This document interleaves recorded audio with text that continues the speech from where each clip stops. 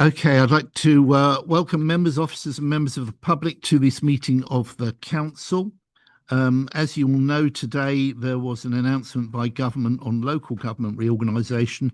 So just as I know we're all going to have an opportunity to ask questions at the members' briefing on Monday, but just as an announcement of it, I'd like to invite Val Bryant to give an update. Thank you. As you'll be aware, the government has announced its decision on the local government reorganisation in Hertfordshire, has decided to create 4 unitary authorities for our county, with most of North Herts part of the Central Unitary and 5 of our district wards being part of the Eastern Authority. I am pleased that government listened to our representations that Arbury Ward should stay within the Central Unitary Authority, which followed the debate in this chamber last November. Today's announcement is an important step, but it is just one step of many on our journey to the new authorities in April 2028. I fully appreciate that members will have different views on today's announcements, which is to be expected given that Hertfordshire's mission contained 3 good options for government to consider. Our priority now is to continue the positive and collaborative cross-party working across Hertfordshire to deliver the government's decision and to continue to push government for a devolution deal for Hertfordshire. We must also continue to deliver high-quality services for our residents now and in the future. A dedicated councillor local government reorganisation briefing will take place on Monday, 20th of July at 7 p.m. to 9 p.m. on Zoom. Details have been circulated to councillors. This session will be recorded for those unable to attend. Members can also have been provided with a set of frequently asked questions. Should you be approached by your residents, gives you some of the answers. Lastly, I'd like to say thank you to all those involved in the programme across 11 councils in Hertfordshire. Thank you, Chair. Okay, thanks very much. I mean, we're not inviting comment on that because we've got all questions and comments can be saved up for your briefing on the 20th, which I hope many of you will attend. I'll now invite the committee member and scrutiny officer to update you on the systems being used and confirm that officers in remote attendance are present. Robbie. Thank you, Chair. Can I confirm the following officers are attending remotely and can hear us and we can hear them? Rumi Bose. Yes, present. Thank you very much. Chloe Gray. Yes, present. Thank you. Ben Evans. Yeah, I can hear. Thank you. Neil Parlett.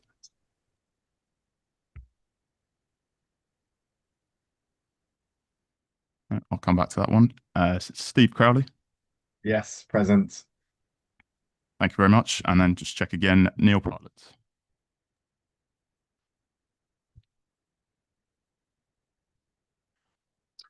Okay, no answer there. So I'll move on to rules of debate. If a member wishes to speak, they should use the speak button located on the microphone unit. The microphone will light up green and the chair will be alerted of your request to speak. When the chair invites you to speak, your microphone will be made live and will turn red, at which point you can speak. The normal procedural rules in respect to debate and times to speak will apply. Voting. When requested to vote, voting will be via the yes, no, abstain buttons on your microphone unit. Details of how members voted will be shown on the screens around the room, and the result will be visible on the YouTube stream. In the event of a tied vote, the chair will have the casting vote. Are there any questions before we start the meeting? I'm not seeing any indications, so I will now hand back to the chair. Thanks, Robbie. Right, we've received apologies for absence from councillors Tina Bartwas, Kathy Brown-John, Sarah Lucas, Lisa Nash and Claire Winchester. Are there any further apologies? No, not seeing any. No, okay. Right, item 2, minutes of the 21st of May. I would like to propose that we take as read and approved as a true record the minutes of the annual council meeting held on the 21st of May. Can I have a seconder? Sean? Thank you. Sean to second. Any comments? No. Right. We've had a proposal and a seconder. Can we have an acclamation then, please? All right. Thank you very much.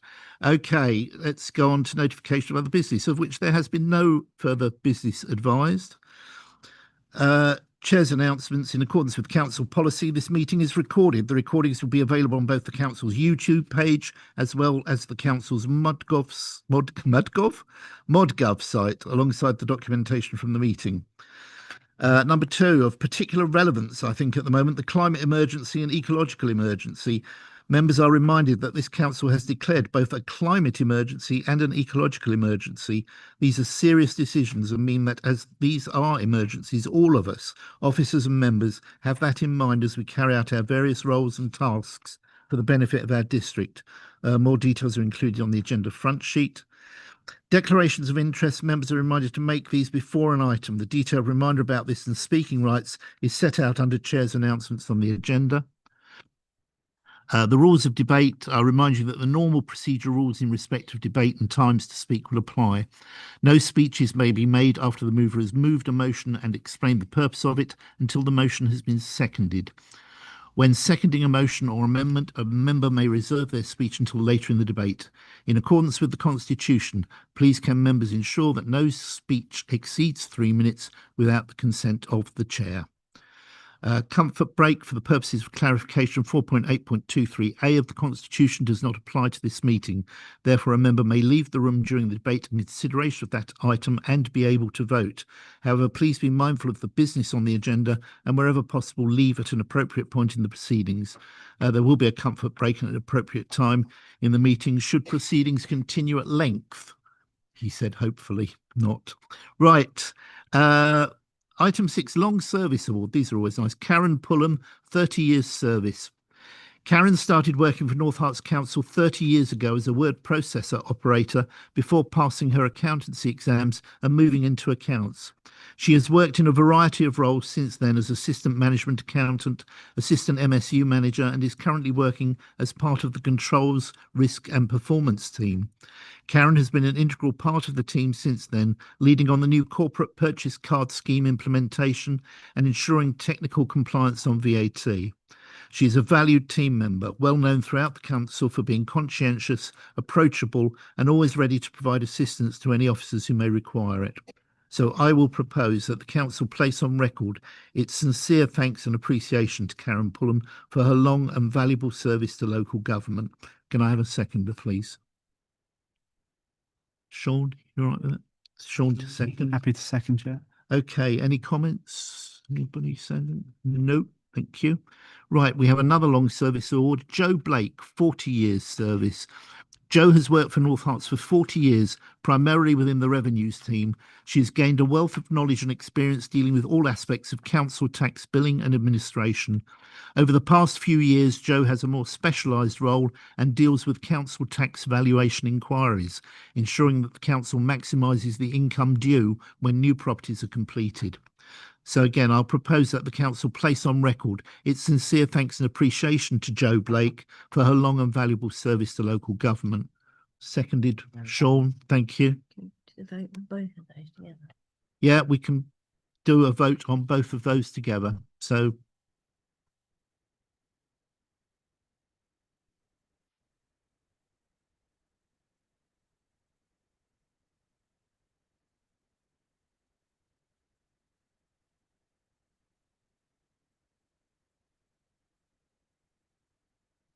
Chair, that motion is carried. unsurprisingly, very good. Thank you. Right, item 8, councillor personal emails. I almost feel slightly responsible for this, but there you go. Following recent impersonation attempts of councillors, the IT team have increased the level of security on incoming emails. Therefore, councillors' personal emails will no longer pass through the filtering system without being added to the safe sender list. If members wish to have their personal email address added to the safe sender list, they should contact IT or committee services with confirmation. And this is then just a reminder that council business should be conducted only using your North Herts Council email account. Next item is public participation. There's been one question submitted by a member of the public in accordance with Standing Order 4.8.10c, which was published with the agenda reports pack. Pack. Miss Jessica Crichton is unable to attend tonight's meeting to put their question to the Executive Member for Environment, Councillor Amy Allen. Therefore, I have agreed to put the question on her behalf. Amy. So this was regarding the Letchworth Lido toilet for Norton Common users.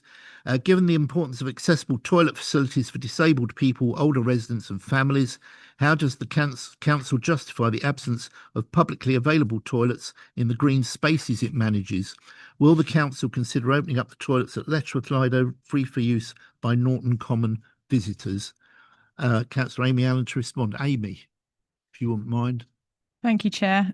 So obviously I completely recognise the importance of having available facilities for people to use, especially those that are disabled, that are elderly and those that are in need. There used to be public toilets in Norton Common a very long time ago. They were inappropriately used and resulted in a lot of issues, including vandalism, and they had to be constantly repaired, closed, and many years ago there was a simple discussion amongst the safety audit, the police, etc., that the best thing we could do would be to close it because unfortunately they were a magnet for inappropriate behaviour. As for and as I understand it, there is no scope at the moment to in any way rebuild, reopen or include new toilets there because of exactly how I've just explained it.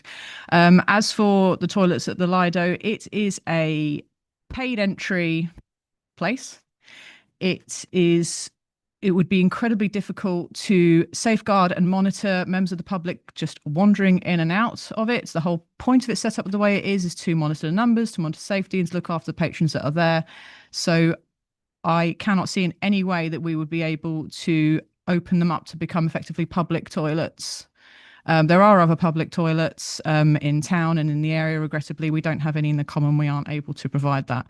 I will be putting together a further, more detailed full answer to Ms. Crichton upon further investigation, but that is the answer. Thanks very much. Thanks for that reply. Right, on now to items referred from other committees. The following referrals will be considered alongside the agenda items. 6D, Finance Audit and Risk Annual Report to be considered with agenda item 7. 6E, the Annual Report of the Overview and Scrutiny Commission to be considered with agenda item 8. 6F, Churchgate Regeneration Project Update and Next Steps Part 2 to be considered with agenda item 11. And the same subject to Part 1 to be considered with agenda item 12.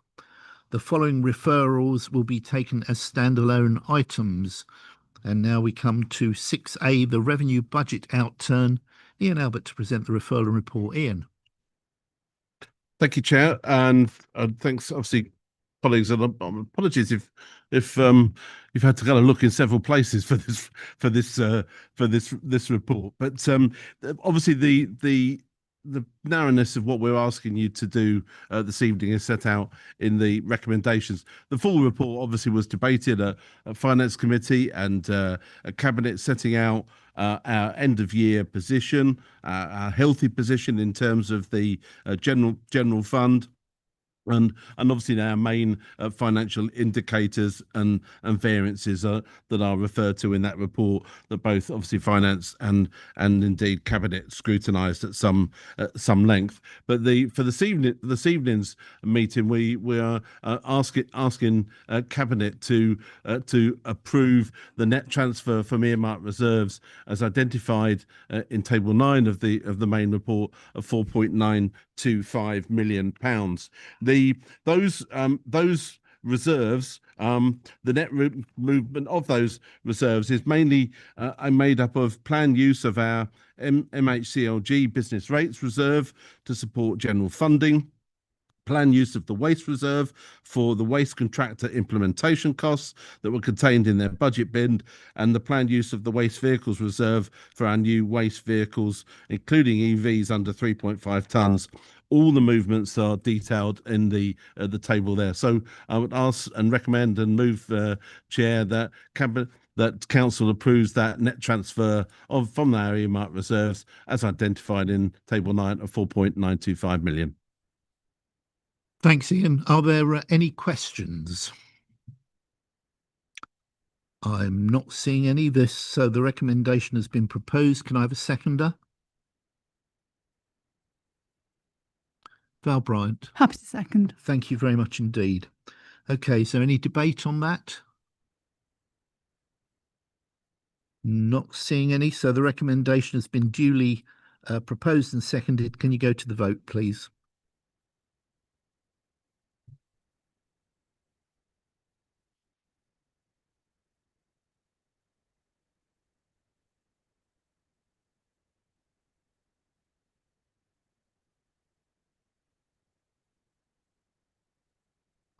Chair, that motion is carried. Thanks, Robbie. Right, we're on to 6B, Treasury Management End of Year Review 25-26. Back to Ian Albert. Ian. Cheers, thanks, Chair. And again, obviously, you'll see from the paper in front of you the discussions that were had, and obviously, I should have in the previous item thank Councillor Pupula-Singham and the Finance Committee for their work and scrutiny on this on this paper and the next one. Obviously, you'll see there that how we've allocated investments. The fact, obviously, I think generally speaking, there has been a good return on investments, but we clearly can't guarantee that in the long term. We've obviously looked very carefully and closely at our return on investments, and obviously we've begun implementing that policy that we've talked about previously, that was carried at our meeting previously on our new ethical investment policy. Obviously, Cabinet noted around that single breach of the strategy there early in the year, and obviously we've now put actions in place to make sure that didn't happen again. So for this evening's meeting, I'm asking Council to note the report, which is set out in some detail in Appendix B, approves the 25-26 prudential and treasury indicators that are set out in that appendix, and obviously to ask Council to approve those two items. Thanks, Ian. Any questions on those? Matt Barnes. Just to note that Councillor Ward's left the room owing to his interest in the treasury management aspects of things. So noted. Thank you. Right, no other questions. We've had a proposal on recommendations 1 and 2. Can I have a seconder, please? Val Bryant. Thank you very much indeed. Any debate on that? No, then we'll go to the vote on it, please.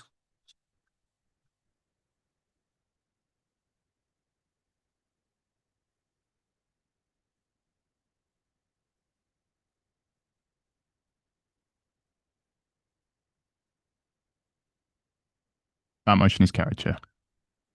Thank you. Right, we're on to Ian's final year-end report of risk management governance. Ian Albert.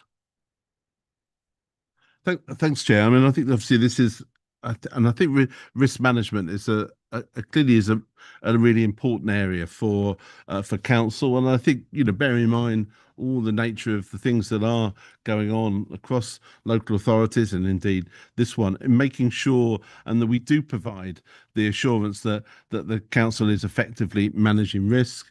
Clearly, our colleagues in the Finance Audit and Risk Committee, this is one of their key sort of standing items, looking at our risk management strategy and ensuring, obviously, that and scrutinising and challenging where necessary. And you can see some of the discussions that were had in Councillor Pupula-Singham's comments in the beginning of this report. Clearly, I think it's worth noting that the two highest scoring risks related to LGR and resourcing, and we've obviously also added there, as you'll see, a new addition on Renters' Rights Act. I think the Cabinet again obviously have looked at that report, and you'll see the considerations that we went through and the discussions that we had around the different service activities and the overarching risks to the Council. So I think here we're asking for Council to note the report, but obviously recognising here that we are providing you that assurance that Council is effectively managing risk. So, Chair, I'd like to move that Council notes the report. Thank you very much, Ian. Any questions on that? I'm not seeing any, so can I have a seconder, please? And Councillor Bryant Val, thank you. Any debate? Then we go to the vote on it, please, to note the report.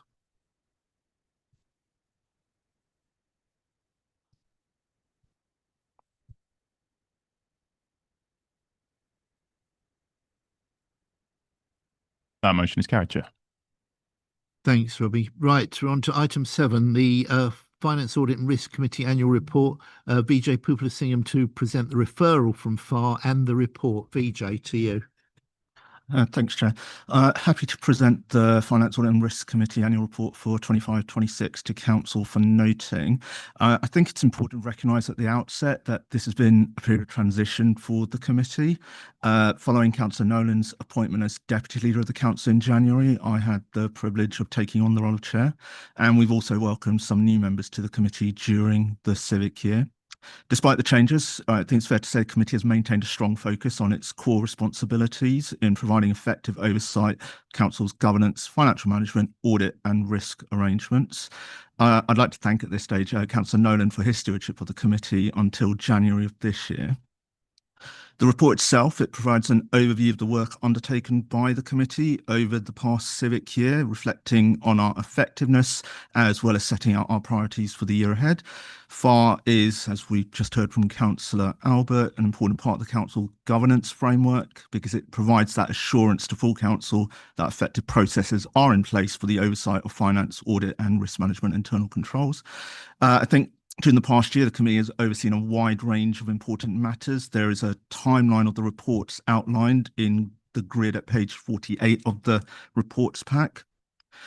These have included the external audit processes, monitoring of treasury management, the council's financial position and budget performance, as well as oversight of risk alongside scrutiny of both the internal audit and the shared anti-fraud services. The committee's also continue to monitor the council's most significant corporate risks, including those associated with LGR, financial sustainability, cybersecurity and capacity. And I think throughout the year, our focus has been on ensuring that those risks have been properly identified, monitored and managed overall. I think during my tenure, and it's definitely continued since I've taken over chair, one of the strengths of the committee has been its constructive and I think non-partisan approach.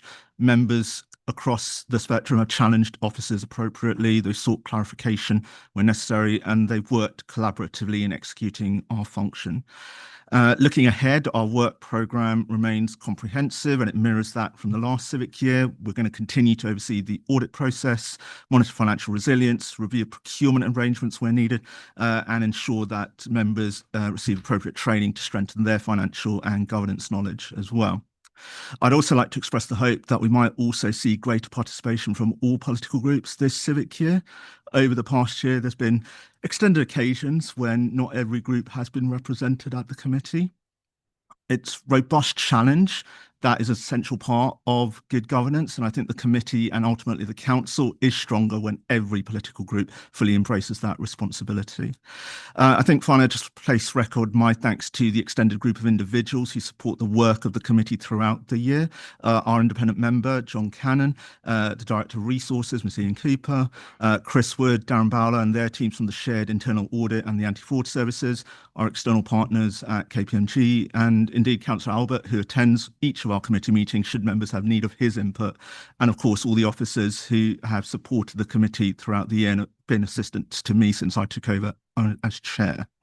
And of course, thanks to all the members of the committee, both the continuing members and the new members who've joined us for their commitment and that constructive approach I alluded to throughout the year, because without that, the committee would not be able to discharge its responsibilities. But yeah, that's the report, Chair. Thanks. Okay, thank you very much. Are there any questions on that report? I'm not seeing any. So the recommendation, council note the report, annual report of FAR. You're moving that, I assume, are you? Yes, thank you. Can I have a seconder, please? Thank you, Val. Val Bryant, second. Is there any debate on that, or we just... Oh, Paul Ward. Oh, thank you, Chair. Just probably a quick note in follow-up to that, just to say, I'd just like to recognise the independent member, so John Cannon, who I think has done a extremely diligent and thorough job at every meeting I've been to in terms of scrutinising and asking difficult questions. So just get on record our thanks to him.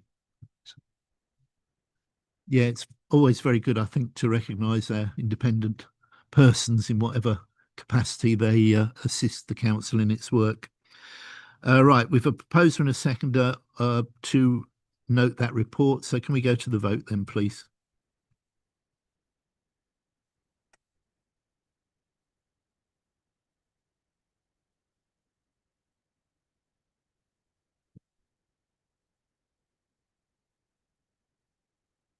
That motion is carried, Chair. Thank you very much. Item 8, the annual report of the Overview and Scrutiny Committee for the same year. Councillor John Claydon to present the referral from ONS and the Thank you, Chair, and very happy to introduce this item in Councillor Winchester's absence. I think the report speaks for itself largely. But I'll just mention a couple of brief highlights and give some thanks. So over the course of the year, I think we've had a good year of scrutiny. The committee has considered 30 individual items over its meetings. Although sparsely attended in person by members of the public, has had good engagement online with a total of 750 views of the meetings across the YouTube channel. I dare say a few of those may have been from people in this room, but nevertheless, it's good to see a reasonable amount of views. We've had, for the first time in a while, we had a task and finish group last year, which was chaired by Councillor Muntzer.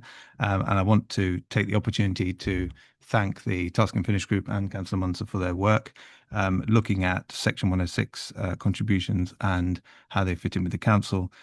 That task and finish group made a series of 8 recommendations, which have been to Cabinet for consideration and further taking forward.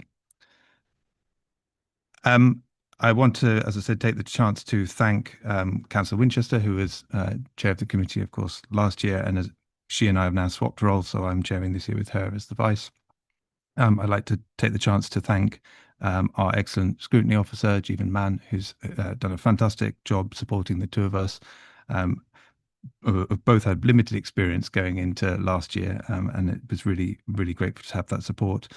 I'll also thank all the members of the committee who have given, I think, as in far, we've had a good, largely apolitical conversation and focused on ensuring that we're scrutinising the different functions of the council. I think we've had good coverage. I've taken the opportunity to review all of the individual items that we looked at last year, and I think we have done a good job in taking a wide view of various different functions that the council has. Thanks also to officers who have come to the meetings and engaged with the discussion, given their views and answered some questions, some of them a little tricky, I'm sure. I appreciate all of their contributions. And I hope that this year we will continue to be effective in our scrutiny and provide the right scrutiny at the right time, as I'm inclined to say. Happy to take any questions, Chair. Thank you.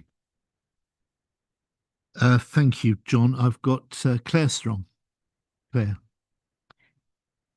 Thank you. It's not a question. It's just on page 64.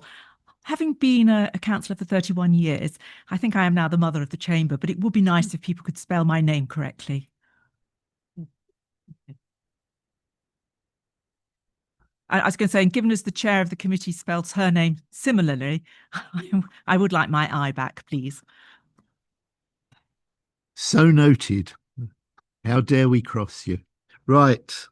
Any other questions? No. Okay. John, you're making the recommendation that full council note the annual report of the Overview and Scrutiny Committee 25-26 attached as Appendix 1. Can I have a seconder, please? Ralph? Thank you, Chair. We all understand the importance of scrutiny at this authority, and I think over the last few years, the quality and the standard of scrutiny that has taken place has undoubtedly come on leaps and bounds. And I think that was a process which was started by Councillor Barnes. It's something which has been continued by Councillor Winchester. And I know that it's something that Councillor Claydon is going to continue in his role as chairman of ONS.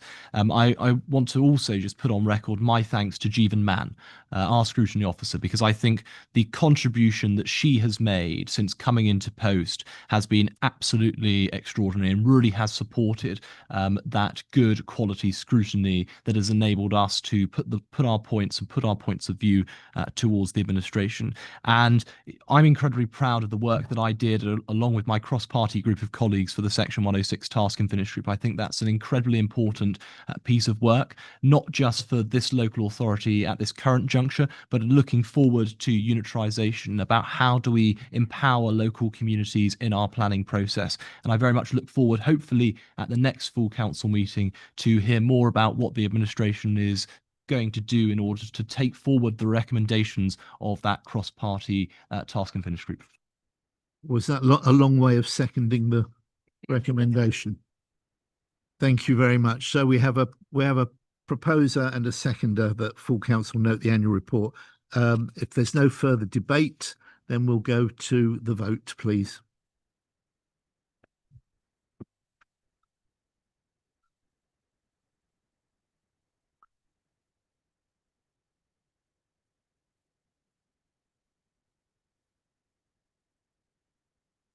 That motion is carried, Chair.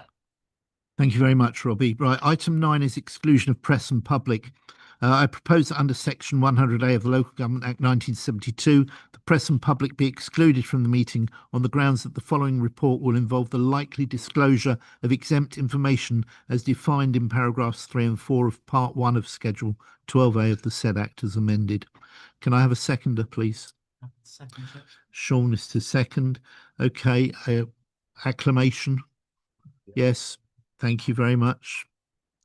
We'll now just wait to confirm that we have moved into private session.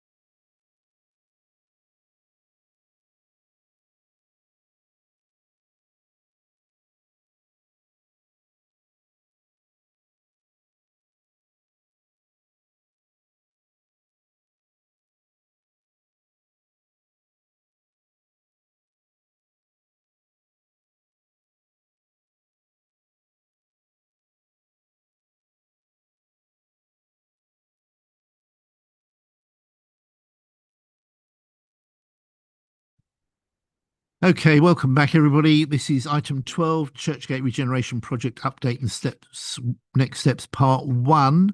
I'm going to ask Tamsin Thomas if she wants to do a brief summary. Thank you, Chair. I'll endeavour to be brief.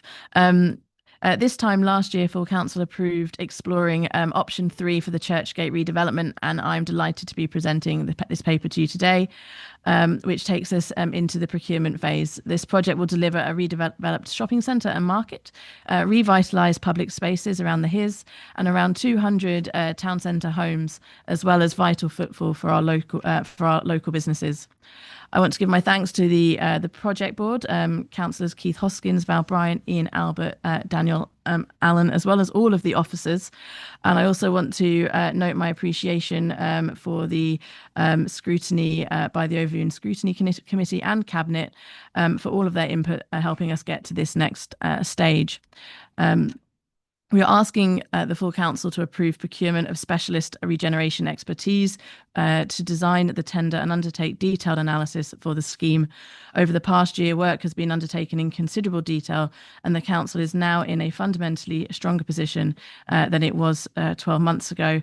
We now have a much clearer understanding of the site and its constraints, a stronger technical and financial evidence base, as well as a clear brief in terms of the public realm and alternative options for the market, and a better understanding of the site's viability. We also have a much greater insight into the market appetite and delivery expectations for the redevelopment zone. It's worth noting here that the Churchgate Shopping Centre itself is close to full occupancy for the first in a long time. And this mirrors the soft market testing we undertook, which confirms strong developer confidence in Hitchin, but it also highlighted that this is a complex and finely balanced scheme. That is why we need this funding to bring in specialist regeneration expertise. It helps us de-risk the project and remove some elements of cost. It also helps the council retain control over the scheme, setting the standards rather than letting a future partner dictate them. The completed feasibility study will enable the council to formulate a deliverable master plan, continue progressing the project in a measured and controlled way, retain strategic oversight and decision-making control, and further test viability and deliverability. It will reduce uncertainty before any future long-term delivery or partnership decision is taken. Our ambition remains unchanged to deliver a viable, high-quality regeneration scheme that secures the long-term success of Hitchin Town Centre. I move the recommendation. Thank you very much. Are there any questions? In that case, can I have a seconder, please? Val Bryant. Happy to second. Thank you very much. Any further debate on this? Sam Collins. Thank you, Chair. While we can't discuss what was discussed in part 2, we can discuss the part 1 papers. And I think I speak for quite a few people in Hitchin who will see yet more sort of project planning and vague consultancy. And I know there's some good work being done. Don't see that as a criticism. But I think the people of Hitchin have seen decades of discussion, consultation, bits of paper being passed back and forwards about Churchgate and what to do with it. And I think people are a bit fed up of it. And I think also we need to be aware as a council that we have to protect what makes Hitchin special. And it is a special town. It has different things that attract people from all over the area to come and shop and spend time in Hitchin. And we really do have to protect that. And to use an aviation analogy, because I'm a bit obsessed with aviation technology, one of the most dangerous phases of a flight is the final approach to a runway. And sometimes pilots are so obsessed with getting the plane down safely that they lose sight of doing it the right way and doing it the safe way. So if you're a pilot, you're constantly drummed into you the ability to go around or to divert or go and not make that landing, just fly up a little bit, have a think about it, have a look at the choices. Are they the right choices? And then make your final approach and land the vehicle safely, or divert and do something different. And I'm using that analogy because I think we do need to be aware as a council, we can always decide to stop this project and start again, because we've got to do what is right for Hitchin and the whole of North Hertfordshire, not what is necessarily right for developers who want to make profits or for private individuals who want to make profits. This is about North Hertfordshire and the people of North Hertfordshire. And I think it's very important we don't lose sight of that. Thank you, Sam, and thank you for the further analogy on airlines tonight. And I think that's precisely, speaking personally, I think that's precisely what we're trying to do to bring this to some conclusion. And I think at the end of the day, it will be down to the councillors here to decide whether they want to proceed with it or not. But we need to get to that, as Ian said, to that point where we can make that decision. Right, I've got Ralph Muntzer. Thank you, Chairman. I think the points which Councillor Collins raised, particularly as to the public perception of this project, are absolutely spot on. For if you're a member of the public and you haven't been privy to the briefings that we all have been privy to, what you see with this project is a significant amount of consultation, a significant amount of discussion, and you see a significant amount of money being spent on it. Particularly when last year you saw over £200,000 overspend on consultants, and you are seeing the administration coming back to this council, coming back to this place and seeking to request a not insubstantial sum. And I made this point at overview and scrutiny because with every project, whether it be in the commercial world or whether it be in the public sector, you reach a point where in the first instance, the financial loss of stopping and of halting a project is one which is reasonable. But then you reach a tipping point whereby you decide to absorb any increase in spending, irrespective of the financial burden of which is placed on the developer or the authority. And I fear that we are fast approaching this tipping point. If not, we have passed it. And that's something we must consider very closely as we seek to advance this project. And as I have said throughout this process, all options need to be on the table in order to reduce the cost to the taxpayer if we are to proceed with this project. That includes potentially disposing of this site in the first instance without the council leading the development. And it also includes the potential of looking at a limited or no affordable homes on the site in order to reduce that cost burden. But there will rightly be people across the district in places like Letchworth, in Royston, in Baldock and in the villages who are asking of this administration, is my community going to see a multi-million-pound investment? And particularly in light of the decision today with LGR, those in Royston, those of whom have been carved off by this Labour government, are going to be asking, is it right that our money is going to be spent on a project which isn't going to benefit our communities? Now, my group and I want the Churchgate project to succeed, for I know the opportunity it presents to Hitchin and the surrounding area. But we cannot write this project a blank check. That's not something which would be fiscally responsible, nor is it something that I think our residents would thank us for. Thank you. I think we'd be open to a great deal of criticism if we didn't do all this consultation, quite frankly. And I think part of this whole recommendation is to make sure that we do have, by the end of the year, all the options available to us. when we can understand them and make a reasonable decision. I get off my soapbox. Councillor Val Bryant. Thank you. I'll get on mine. First of all, can I deal with the Royston part of this? I think that the people of Royston will be very concerned about their learner pool and the fact that we'll get that to the position whereby it will go forward with the new unitaries. As for Hitchin, yes, I remember, I think it's 26 years we've been living with this, and longer, but I can remember 26 years. And the big difference is we own the site, that we have got a board which works very hard, it meets very frequently. Not only have we consulted with the people of Hitchin in all sorts of ways, but with councillors. So recently we've had 3 sessions with councillors, the councillors to ask questions. So it's all very transparent. Been to UK Reef. I think you've just got to believe we actually know what we're doing. We're doing it for our best. We want a good outcome. I am a bit biased because I am chair of the board, but I will assure you that there is a timetable which is not just monthly now, it is actually weekly, whereby we're making sure we get to the point on this project before we go into unitaries, whereby it will then continue. So please, Councillor Monser, have faith. Thank you. Just as a point of interest, the first press cutting I have on Churchgate is from 1987, when Councillor Bernard Lovewell said, "We must do something about Churchgate."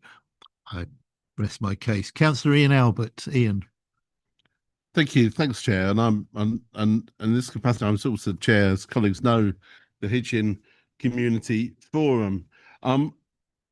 Unfortunately, Ralph has got a kind of a Trumpian memory for numbers. The overspend, you might like to think it's 200,000. It's not, Ralph. It was 137,000. Was reported to both the Finance Committee and Cabinet in the Q3 report. It was also reported in the end of year report, which you would have had access to. And as obviously as colleagues have said here, not one single Conservative has attended the Finance Committee in the last year.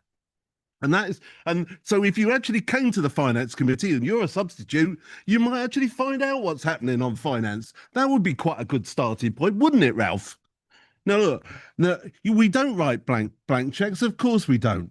Of course, and that's why we are taking a painstaking approach. I'd like this to be done even quicker, but we're taking a painstaking approach. And Val was probably right. The 26 years probably actually relates to the 26 years of Tory failure to do anything about this, and probably actually nearly 40 years if actually Bernard Lovewell was quoted in 1987.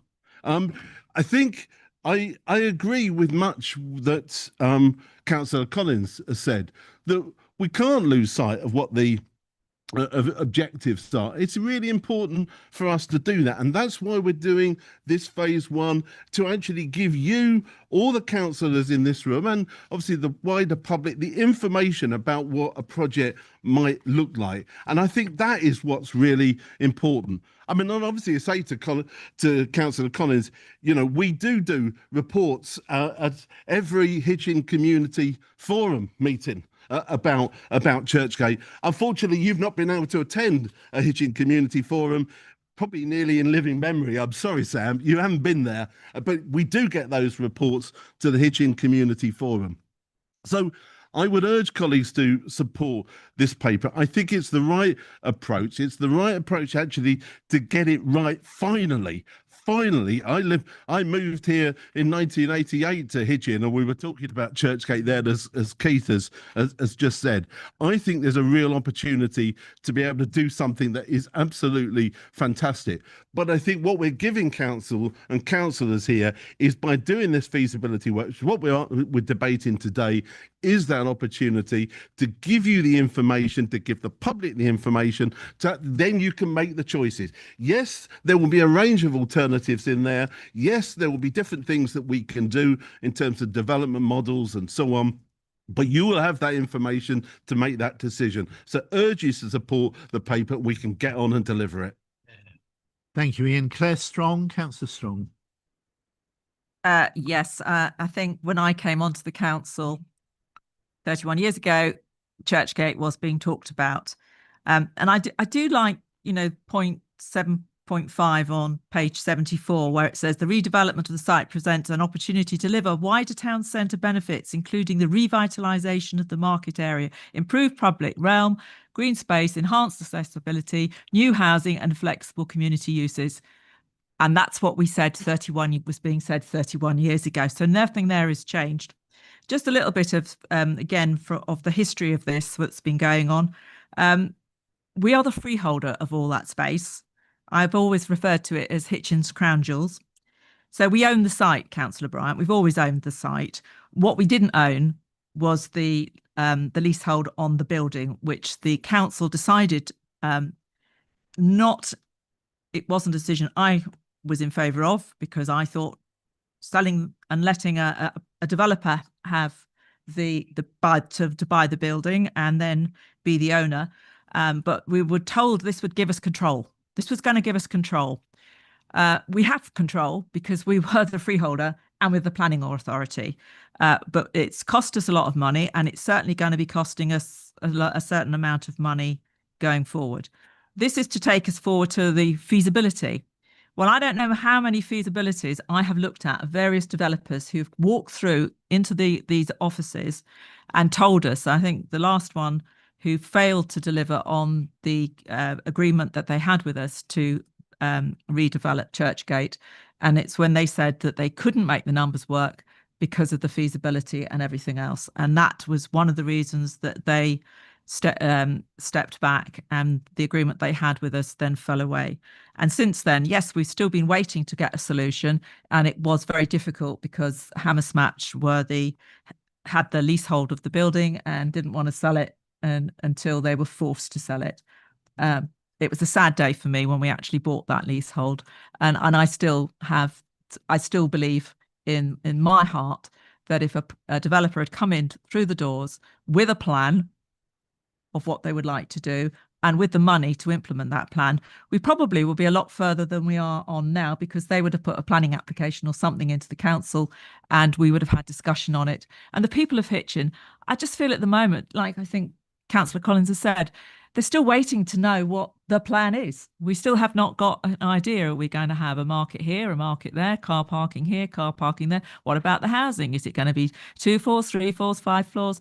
How much? Where is it going to be? I mean, there's so many questions that are unanswered. And yes, it will come down to feasibility. And I really do hope that when we start to see that, thank you, when we start to see that, it will give us some clarity of how we go forward for the future.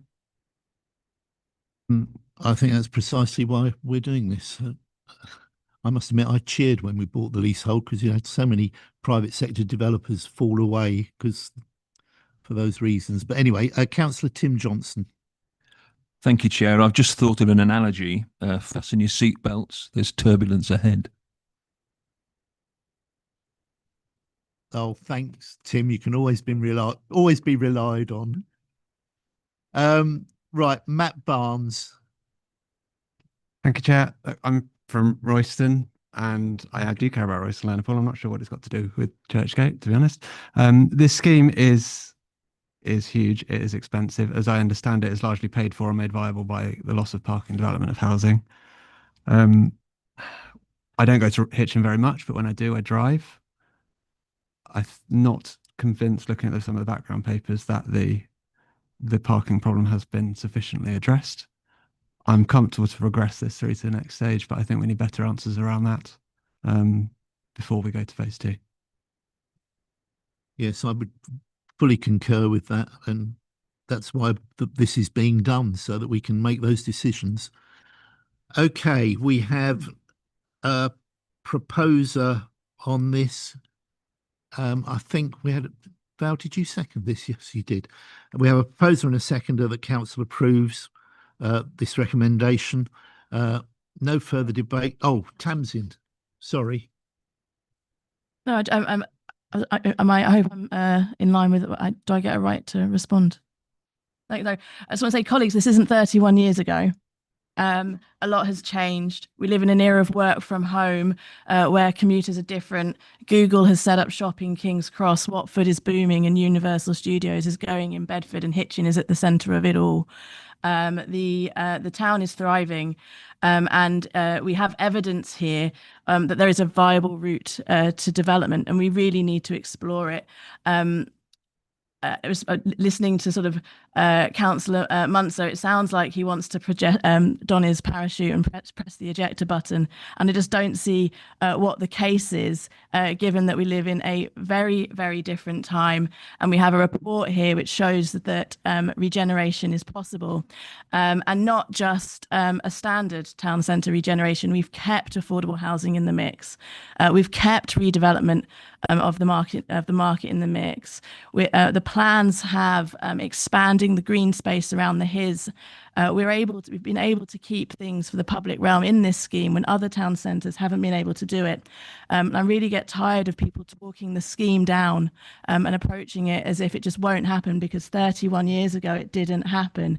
And we live in such a different time. And I think we need to think about what the future of Hitchin looks like rather than constantly worrying about the past. Thank you, Chair. Thank you. I put Hitchin's success down to great town centre management, but then I would.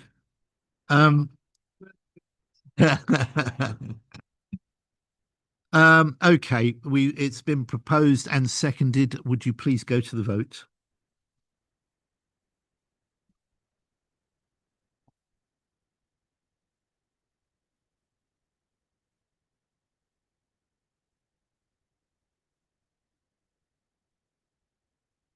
That motion is carried, Chair. Thank you, Robbie. Thanks very much. Right, we go on now to questions from members. There have been 4 questions submitted by members in accordance with Standing Order 4.8.11b. Please note question B, which was published in the supplementary document pack, has been withdrawn. So I come to the first question, A, Charnwood House, Hitchin vacancy. Can I invite Chris Lucas to put the question to Tamsin Thomas? Thank you very much, Chair. In the Members' Information Service MIS Bulletin released on the 3rd of July, I read with interest that BTG Edisons have been appointed to undertake a new marketing campaign for Charnwood House, Hitchin this summer. Can a portfolio holder for enterprise explain how long the property has been vacant? Tamsin. You, Councillor Lucas. I can feel the slurring of my tiredness coming in, so apologies. So for the benefit of colleagues who may not know the building's history, Charnwood House was generously donated to the community by a local family in 1937, and it served us incredibly well as the home of the Hitchin Museum until those services were relocated to our modern facility on Brand Street. The doors closed to the public in 2012 for the decade that followed, but the building served as an additional storage area space for the museum's collection while we worked on a long-term plan to bring it back into active use. Following the election of the joint administration, the Cabinet formally decided to retain Charnwood House rather than dispose of it in 2020 and set aside £400,000 to help achieve this. To prepare the building for its next chapter in 2022, officers successfully relocated the stored museum artefacts and items and carried out essential safety works, which included asbestos removal and weatherproofing, etc. We then ran 2 separate efforts under the joint administration to find a community occupier. While we had interested parties, neither round ultimately resulted in a successful tenancy. When our new estates lead joined the council as the executive member, I asked for a clear lessons learned review on those previous rounds so we could understand what held those bids back. And this led to an options paper in 2025 focused entirely on delivering on that 2020 promise of community use. As a direct result, we have appointed BTG Edisons as the marketing agent due to their track record in marketing community and heritage assets, something we think was part of the gap on the past efforts, to help us finally secure the right future for Charnwood House. I think everyone in this chamber would have liked to have seen this resolved much sooner, but heritage buildings are notoriously difficult to bring back into use.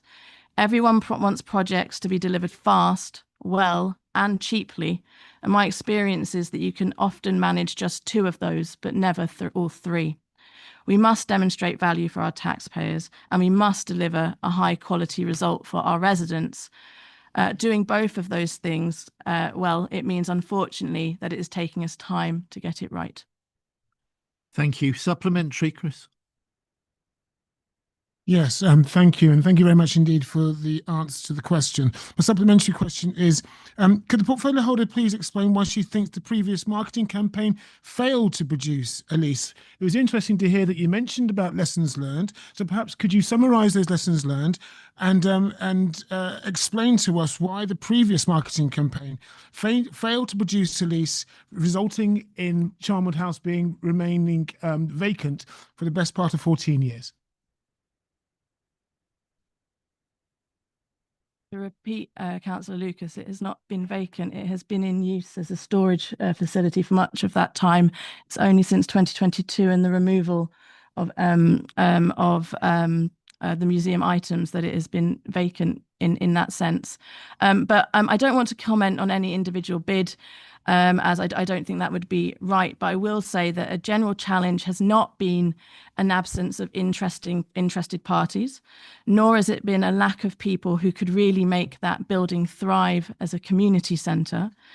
The challenge is one that many heritage buildings face, that they require the capacity to generate a significant funding through grant applications and to have an estates management capability to maintain a heritage building.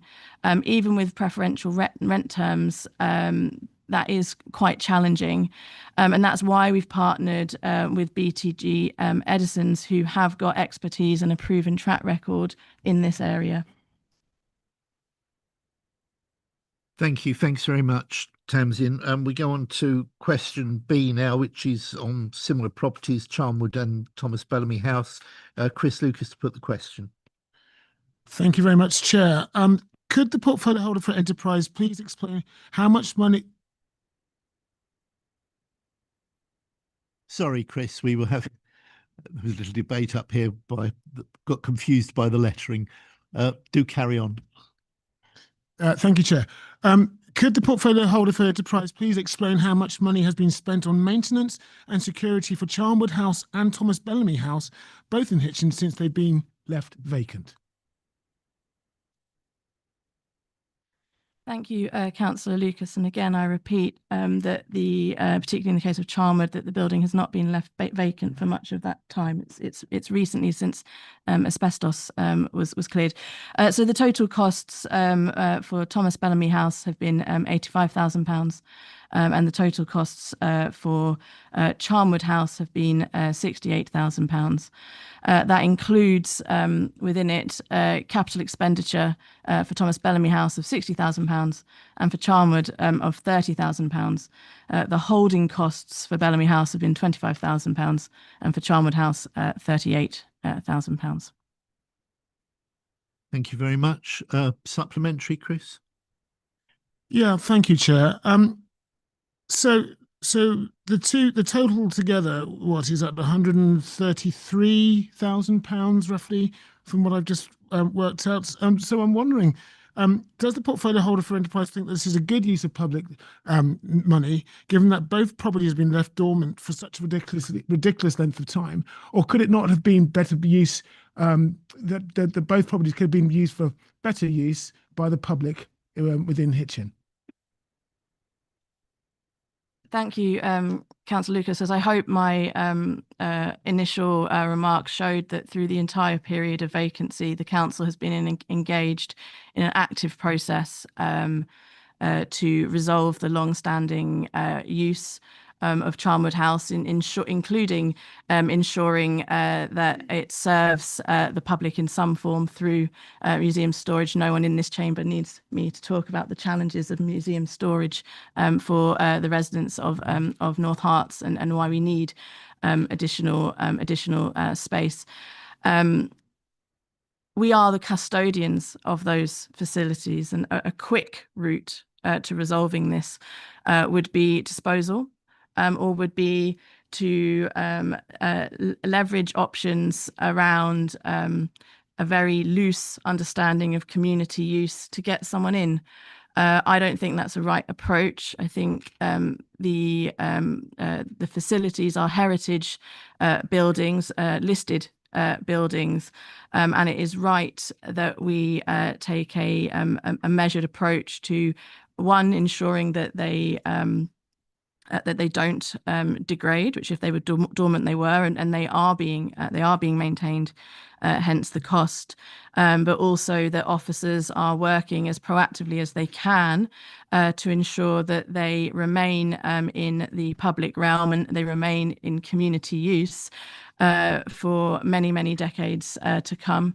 It's incredibly frustrating. I share Councillor Lucas's concern about time, but I come back to you can get things cheap, you can get things fast, but you can't get them done well if you're aiming for that. So I think that officers have been taking an appropriate approach to ensuring that both buildings remain in good standing and that they are returned in as measured a pace as we can manage back into public use. Thank you very much for that. The next question is the impact of the Planning and Infrastructure Act on North Herts. Ralph Munster to put the question to the Leader of the Council, Val Bryant. Thank you, Chairman. And to ask the Leader of the Council what assessment has been made as to the impact of the Planning and Infrastructure Act 2025 on North Hertfordshire. Well, thank you. First of all, background. The government intends for the Act to play a key role in unlocking more housing and infrastructure across the country and supporting sustained economic growth. The Act is being rolled out in stages via secondary legislation, e.g. the National Scheme of Delegation. There are 5 overarching objectives: delivering faster and more certain consenting process for critical infrastructure, 2, introducing a more strategic approach to nature recovery, 3, improving certainty and decision-making in the planning system, 4, unlocking land and secure public value for large-scale investment, and 5, introducing effective new mechanisms for cross-boundary strategic planning. The key operational and structural changes affecting North Hertfordshire. First of all, committee streamlining. The National Scheme of Delegation will encourage more delegated decision-making with the aim of limiting committee involvement to the most significant developments that are of wide public interest, thereby freeing up resources, allowing committee to concentrate on those applications that have the greatest impact upon the residents and businesses within North Herts. This will be addressed through the constitutional review, and the first substream meeting is scheduled for Friday the 17th of July, that's tomorrow. Any decisions that are made after the 31st of October are not in accordance with the NSD, which is the National Scheme of Delegation, will be susceptible to judicial review or complaint to the local government ombudsman. So it is something that actually we've got to bring in. It is anticipated that it will result in a reduction in the number of Planning Control Committee meetings and/or the length of meetings.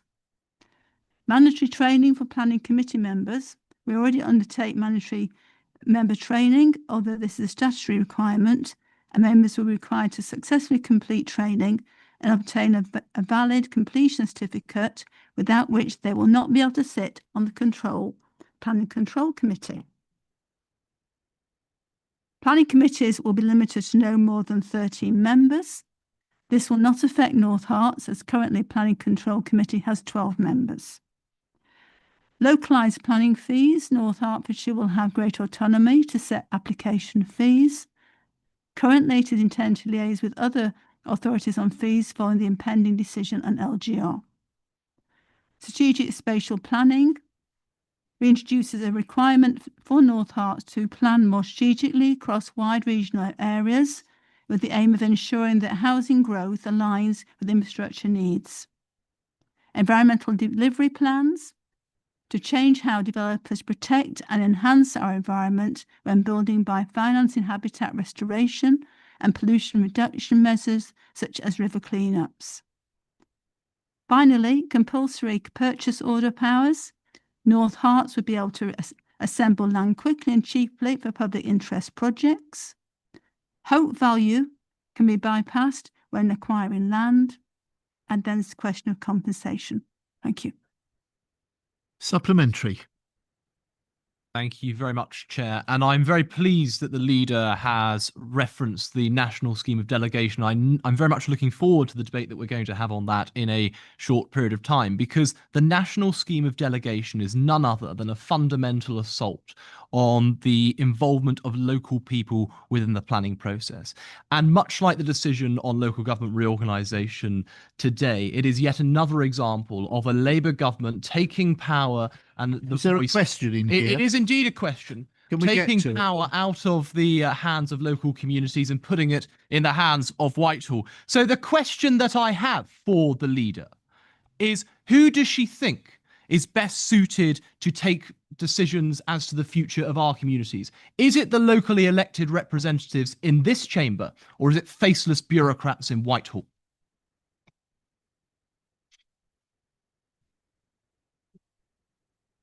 Did you wish to respond? Yes, I'm working up to it. Okay. I'm on the planning committee. I've been on the planning committee for many years. And I think that many of the applications that we look at are very worthy. And others really, you sit there and think, what are we doing here looking at these? And I do think that there needs to be a new look at what comes to planning. And if you look at the details of the legislation, in fact, it is not as clear-cut as you're talking about bureaucrats, etc. But hopefully there will be a more common sense approach. And I think it will shake down and give it a chance. And I think you'll find it will work well. Thank you very much. We go on to the next question, D, approach to active travel. And it's back to Ralph Munster to put the question to Donna Wright. Thank you, Chairman. To ask the Executive Member for Police to set out the administration's approach to active travel policy ahead of the local plan review and the upcoming consultation on Hertfordshire County Council's Local Transport Plan 5. Right. Thank you, Councillor Munster, for that question. I think firstly, I do have to admit that I haven't yet read the county LTP5. I've been on holiday and it was only circulated to district councils a couple of weeks ago. So I haven't had a chance to look at it, but obviously it's on my list, and we will, as a council, be responding to the consultation in September when the final draft has been produced. In terms of our approach to active travel, the Labour Party strongly supports active travel as part of its wider goals on public health, economic growth, cleaner air, decarbonisation and sustainable transport. The government's active travel strategy, anchored by the third cycling and walking investment strategy and led by Transport Secretary Heidi Alexander, features a 4.5 billion investment over 5 years to build 5,000 new routes and 10,000 safer crossings. Our approach tends to focus more on active travel being integrated with other modes of transport rather than replacing them entirely, recognising that many journeys involve a combination of walking, cycling, bus and rail. So this is where we might differ from some other parties. In practice, this means prioritising infrastructure and planning that make active travel safe, convenient and attractive, whilst ensuring it is integrated with wider transport networks. People should have more transport choices, but we also recognise that cars will continue to be necessary for many journeys, particularly in rural areas and for people with mobility needs, etc. This is reflected in Labour's broader transport policy, which continues to invest in roads alongside public and active transport. So in summary, we aim for a balanced, integrated approach with strong support for active travel where appropriate. Thank you, Donna. Do you have a supplementary question? I do indeed, but of course one precedes their questions with some context. And I think it's important to recognise that with respect to active travel, we see a one-size-fits-all approach. Now, that's all well and good if one lives in London, whereby there is a bus stop outside of your house and a tube station a 5-minute walk away. But it's far more difficult It's far more difficult if you live in somewhere like Kimpton or Codicott or Nebworth, where you have no choice but to get in your car in order to get to work or go to school. So could I ask the executive member, will she commit to advocating for and enshrining within the next iteration of the local plan a more pragmatic and realistic approach to active travel policy implementation in regard to planning applications proposed within our rural communities here in North Hertfordshire? I think in answer to the previous question, I've already outlined our approach, and we will take a balanced approach. And we do recognise that cars are still needed for many journeys, particularly in rural areas. So we will take a balanced, integrated approach. Thank you. Right. There was one urgent question submitted, which I've accepted in accordance with the Standing Order 4.8.11. This is about the recent concert at Nebworth House. Can I invite Paul Ward to put the question to Mick Debenham, please? Thank you, Chair.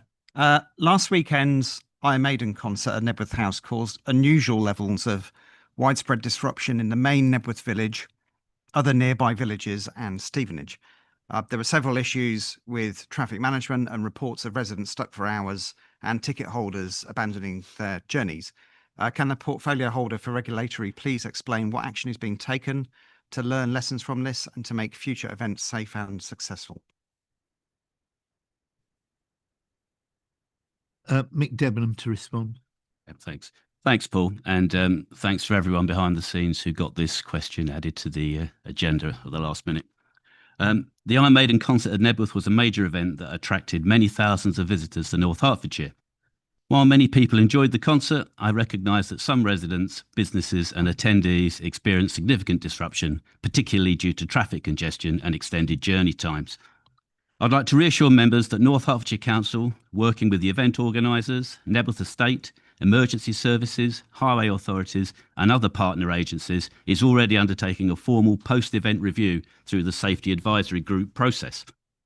This review will examine all aspects of the event, including traffic management, transport planning, vehicle and pedestrian movements, communications, and the wider impact on local communities.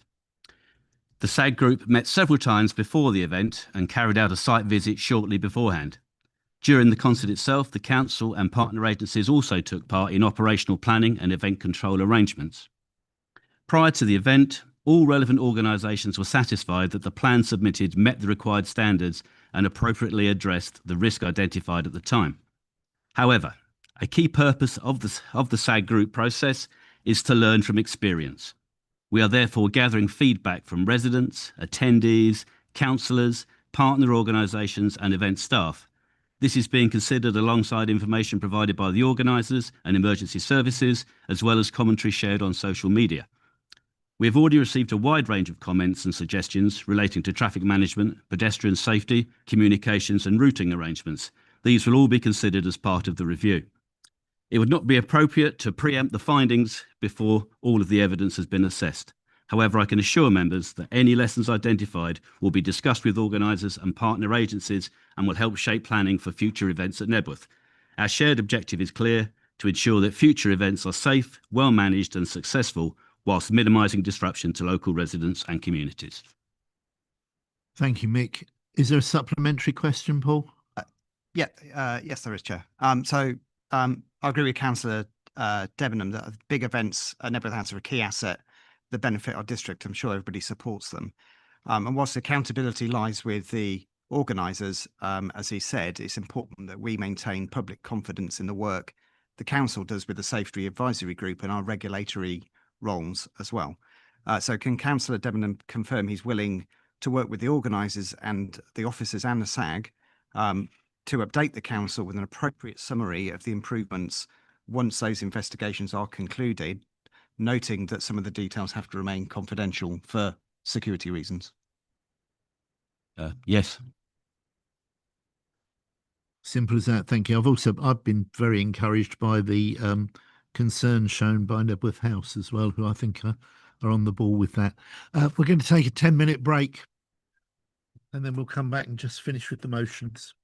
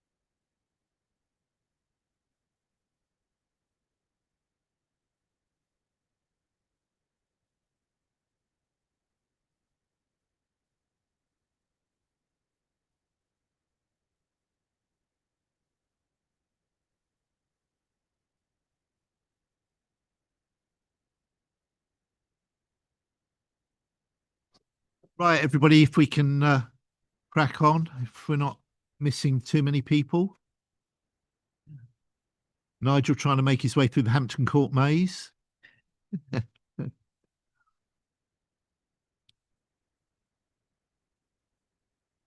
Right, we have 3 motions to consider. Due notice has been given in accordance with Standing Order 4.8.12. We have a maximum of half an hour on each motion, and I'll try and remember to do speakers in rotation of political parties. There will be a half-hour timer up on the screen, so you'll know how long you've got. And if we run out of time, we run out of time.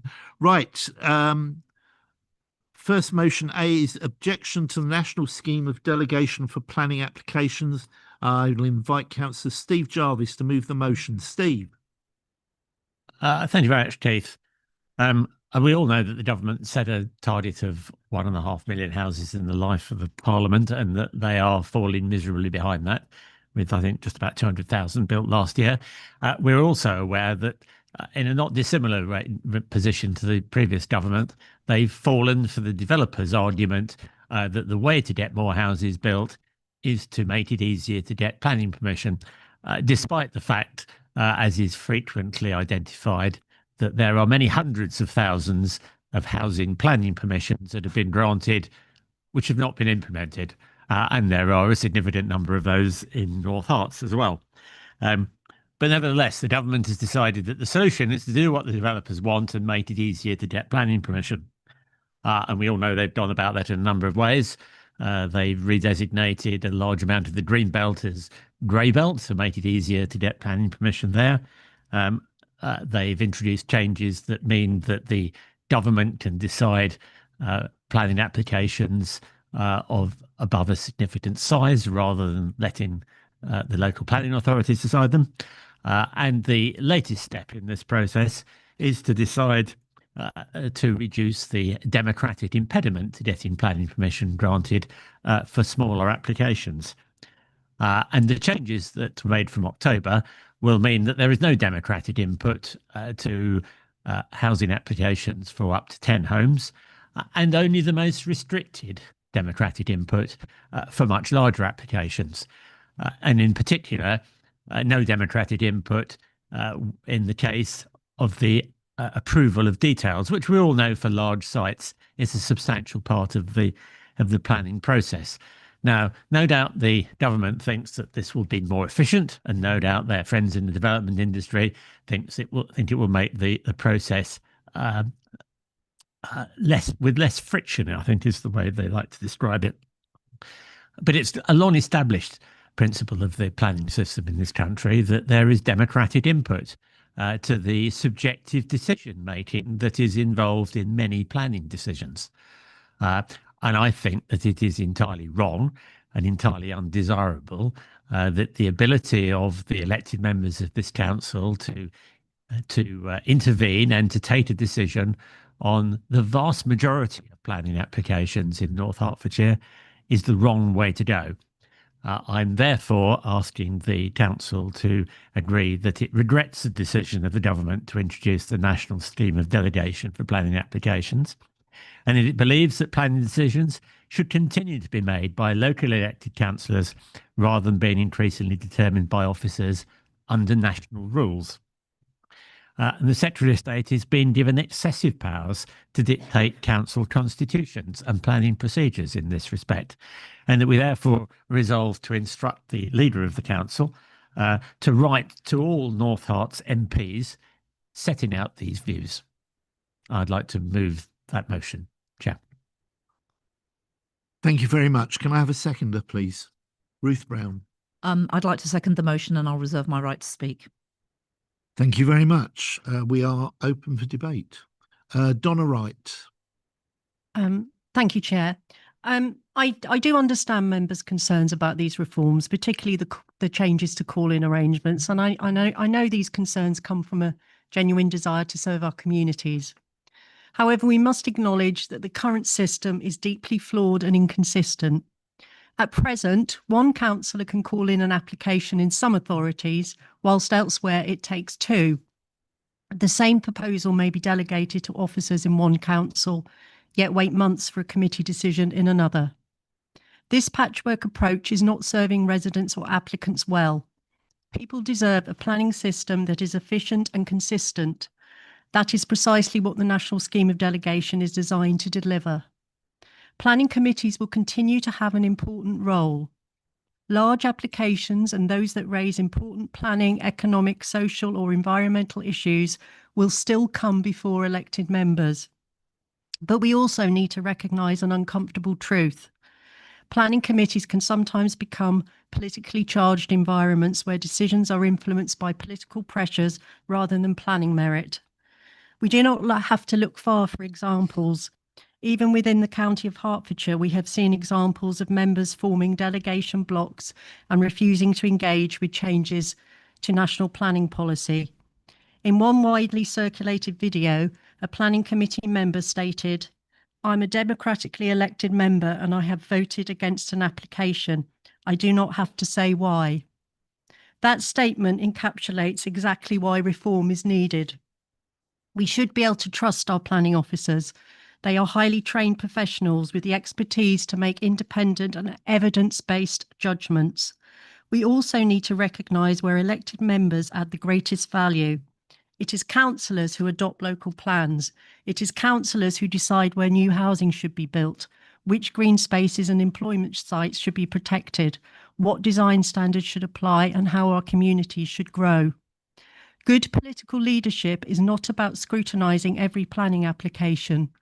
These reforms help us focus on what politicians do best: setting the vision, establishing the policy framework, including environmental protections, and making the big decisions about the future of our places.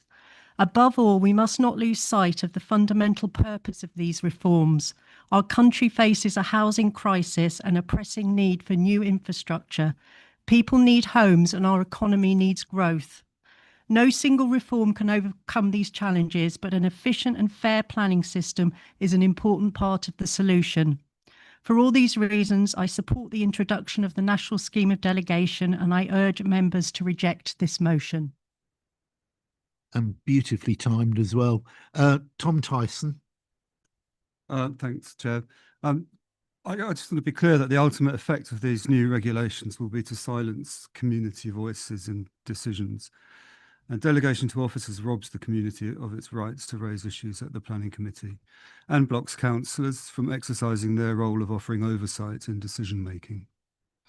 This sends the message to communities that their stake in the development of their own neighbourhoods is of little or no importance, and reinforces the perception that central government imposes development on them without attempting to understand local concerns. It's a case of central government needlessly interfering in the workings of local government, diluting or even silencing the voice of the public in any decision-making process, and denying their representatives a role in the execution of that process. And there's no real evidence that this interference is even required. But when it's imposed this autumn, communities, parish and town councils will have to get used to the idea that they and their democratic representatives are being excluded from decision-making. Public trust in the planning system is not exactly high as things currently stand, and this will undermine it further. And shifting all the responsibility for determining what can be intensely controversial decisions onto officers is undemocratic and unfair to the public and to planners alike. So this national scheme of delegation is a symptom of a central government that has little idea how to work with communities who've lost their trust in the system and in politicians. And I'm just going to finish off with a couple of quotes from different sources. This first one is from the response by the Hertfordshire Infrastructure and Planning Partnership to the consultation on this under the chairmanship, I think at the time, of Councillor Daniel Allen. And their response was to say that the limitation placed on the ability, I'm quoting here from their response, on the ability for elected members to request often contentious applications to be determined within a public arena is not supported, as it would unnecessarily limit the important role of public engagement and democracy in the planning application process. And in conclusion, they said, overall, it's considered that limiting democracy and removing the democratic process through removing the right for members to call in applications by restricting transparency in the decision-making process is worrying, and we are not sure that this will do anything to increase the speed of house building.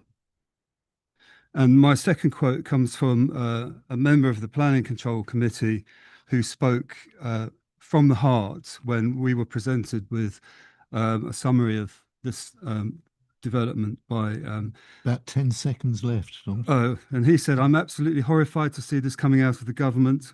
Micromanagement of the worst kind by central government of local government. I think we ought to at least record our dismay at being faced with this kind of petty nitpicking little document, which frankly is no business of central government at all."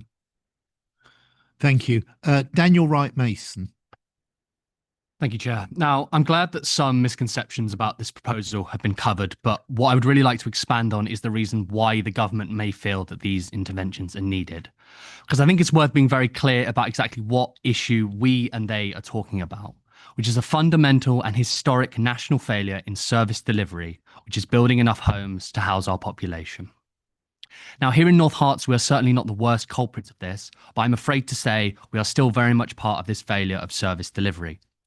In the short time I've been a councillor, I've seen this council spend hundreds of thousands of pounds in legal costs due to successful planning appeals. I've seen members make speeches to the planning committee effectively urging them to disregard national planning policy. And this has all played its part in the failure to deliver homes. Now, between 1955 and 1990, when I expect the majority of this chamber were born, there were at least 500 homes completed every single year in North Herts. By the time I was born, it was 30 homes, which follows a trend. And although this trend is against a poor national picture, this is not just the national trend. If you compare the share of homes delivered in North Herts compared to the whole of England in the first 25 years of this body's existence, which was 0.3%, to the second 25 years, which was 0.19%, you will see that our delivery of homes in comparison to our neighbours has fallen by over a third. So I'm afraid any narrative, implicit or otherwise, of an excessive government wielding power to open the floodgates to historical levels of development, or indeed to the tyranny of our faceless bureaucrat planning officers, as Councillor Muntzer mentioned, is simply not true. So whilst I do not wish to discredit or undermine the deep knowledge, passion and commitment current and past members of all parties have given to planning in this district, or to the concerns of some local residents, I do feel that I have to push back against any suggestion that there is no reason to warrant any form of government intervention on this. Because I do believe they're trying to correct decades of service failure in an area of fundamental importance to the lives of people in this country. Because if we'd seen a decline by a third compared to the rest of England in a whole range of areas, bin collections, road repairs, educational outcomes, social care waiting lists, then I believe this chamber will be calling on the government to take steps to intervene and improve performance, rather than submitting motions to oppose it. So my question to you all is, do those people of North Herts in desperate need of housing, including the 2,000 households on our housing register and the dozens of households in temporary accommodation, not deserve the same response and services that deliver for them? Thank you. Thank you. Paul Ward. Thank you, Chair. These reforms are going to place a massive onus on a limited number of our stretched officers. And no officer is going to get it right all of the time. To err is human, irrespective of how professional they are. And I do believe they are. These changes remove a really important check and balance over officers' judgment. And that's why I'll be supporting this. Thank you. Thank you, Paul. Daniel Allen. Daniel. Thank you, Chair. The motion's kind of pointless, bearing in mind that come September, we all will have a vote on this when it gets brought to council. It's interesting, it's brought by the leader of the county council, who's desperately trying to sell off vast amounts of land for development at the moment. I trust our planning officers. Our planning officers know what they are doing. I do not trust some councillors who will say that they don't like this, so they're not going to vote for it. Unless you have a legal reason, There is no way of just going, I don't like it. And I have seen so many NIMBYs do this in planning meetings, and it's pathetic. I did chair that group, and as I'm sure you'll agree, Councillor Hoskins, as chair, you have to approve things that you don't necessarily agree on, and you have your name put to things that you don't necessarily agree on. Yes, there are parts of the national scheme of delegation that I don't think are great, but overall, I think it is a good document and it's what we need to put through. Thank you. Thank you very much. Ruth Brown. Thank you, Chair. So I think we can all agree that our planning system is broken and desperately needs reform. We have a housing crisis. I think we can all agree on that, and especially in terms of social housing that is required. This new scheme of delegation, however, will do nothing to fix either of these problems. The issue in North Herts is not political motivation of planning members, nor is it NIMBYism. The Planning Control Committee have approved 5 sites, large strategic sites, in the last year for 963 units that still have no Section 106 agreement signed, which means they do not count towards our 5-year land supply because the permission has not been granted. It's not a problem with the Planning Committee, it's a problem with the system. And the reason those haven't been signed is largely due to developers challenging and wanting to challenging these agreements, seeking to reduce contributions for infrastructure due to viability. In other words, they can't make enough profit.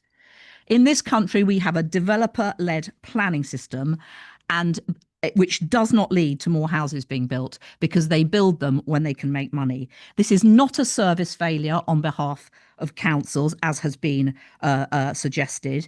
It is a developer-led planning system where permissions that have been granted, 1.5 million in this country, that are not being built because the developers can't make enough money. In the meantime, we're getting permissions granted for speculative sites in unsustainable locations without the necessary infrastructure, which again, the developers continue to challenge. Taking away power from local members will not build more houses. We need to build houses, especially social housing, in the right places with the right infrastructure, and taking away local decision making will do nothing to help us that. This government talks about devolution. This is centralisation. This is taking away power from local people, placing it in the hands of, yes, able planning officers, but not giving local people a say, and placing too much power with the Secretary of State. I urge you to support the motion. Thank you very much. Ralph Muntzer. Ralph. Thank you, Chairman. And listening to the remarks of Labour colleagues tonight, I'm struck by a sense of blind faith in the Labour government. Now, this is a government that is failing communities up and down the country, and it is failing communities in North Hertfordshire when it comes to planning. Councillor Wright mentioned earlier on that it is not our job to scrutinise planning applications. I would respectfully disagree. Yes, it is our job to set the local policy, which I might add is frequently ignored and overridden by national planning policy. But it is our job to scrutinise decisions which fundamentally and materially change the communities that we represent. If development takes place, it is not easily reversed. That site will remain forevermore a piece of brownfield land. And we must not forget that these people who are attending our planning committees to voice their concerns aren't NIMBYs. They are expressing and upholding their democratic right to ensure that their voice is heard. Because with every single planning application, there is a legitimate concern amongst local communities as to the impact that it will have on that community. Whether that be about the infrastructure associated with that application and various other matters. And it is an absolute assault on local communities and the power of local communities to have their say over planning applications. It is crucial that we have democratic oversight over these decisions. Now, we are very lucky to have a number of skilled planning and experienced planning officers. But it is equally important that those officers are held to account for the decisions of which they are recommending. And this proposal of the National Scheme of Delegation increases the role of the Planning Inspectorate. Those are the faceless bureaucrats in Whitehall I spoke of earlier. And I rarely find myself in agreement with a Labour MP. But I must say the speech that Chris Hinchcliffe, someone who knows and understands about North Hertfordshire planning policy more than most, not least because of the fact that he was sat in this chamber during the local plan debate, raised some incredibly important points that I think Labour colleagues should listen to about empowering our communities with regard to these decisions and not bulldozing their concerns. Thank you. Elizabeth Dennis. Elizabeth. Yes, thank you very much, Chair. I won't challenge too much the comment about blind faith in national government, or the point that families are being failed across the country by a government that's lifting children out of poverty and is delivering free breakfast clubs, etc., etc. I think that that's a conversation I'll have with Councillor Munster in the pub and educate him gently on. However, going back to the purpose and the thrust of this motion, we are being asked not only to comment and to express our dissatisfaction with planning decisions not being made locally, but also to say that the Secretary of State is given excessive powers to dictate our own council constitutions. Now, as I'm sure colleagues will be very much aware, local councils are in fact bodies created by statute. Who makes statute? Parliament. Who sits in Parliament? The Secretary of State. Planning is already a centrally set statutory system. The Secretary of State does actually, disturbingly perhaps for some members of this council, already have those powers to shape this particular statutory regulatory system. So for us to support a motion which suggests the Secretary of State is grabbing powers that they already have seems a little bit redundant. I might be being too technical though for some colleagues this evening. I don't think this is a power grab. I think what's happened here is that a minimum procedural standard for nationally important regulatory work is being set. We know at this council that we are generally responsible when we make our planning decisions. However, have we always got it right? No. Have we seen an increase in referrals to the Planning Inspectorate recently? Yes. I have sat in this chamber and taken questions from members of opposition parties in respect of why are our planning committee agendas so long? Why is so much stuff coming to planning committee? Why are we having so many planning committees? And part of the reason is because of the current way that planning is dealt with. There isn't that standardization across the piece. And where this falls down is for individual local people, local residents seeking to have developments in their own homes, who then have their application and the work delayed because it must be presented at committee. And they're held here until 11 o'clock at night because there's bigger items on the order paper. That's not right. And this does go some way towards resolving and fixing that. Is it perfect? Absolutely not. But it's not taking away our power. You have the power right now, and you still have the power to read the planning notices that come to our inboxes every week, to go through the planning portal, to find the applications that are in your ward that you're notified of every single time they come through, and to actually talk and communicate with our officers, express your concerns and represent your residents. This national scheme of delegation, while I don't think it's perfect, I don't agree with everything in it, doesn't actually change your ability to perform your democratic function and support officers in their delegated decision making. Okay, thank you. Martin Prescott. Martin. Thank you, Chair. I wish I had Councillor Brown's script there, because I would read it out again, because I wouldn't agree with a single word she said. And I know Councillor Munster's probably going to whip me severely for that, but I do agree with everything Councillor Brown said. I'm speaking purely and simply because I want to pick up on some of the comments that were made by Councillor Allen. I frankly object to the suggestion in this Planning Control Committee at this council that we are driven by a political imperative. That has never been the case in any meeting I've attended, and I attend practically all of them.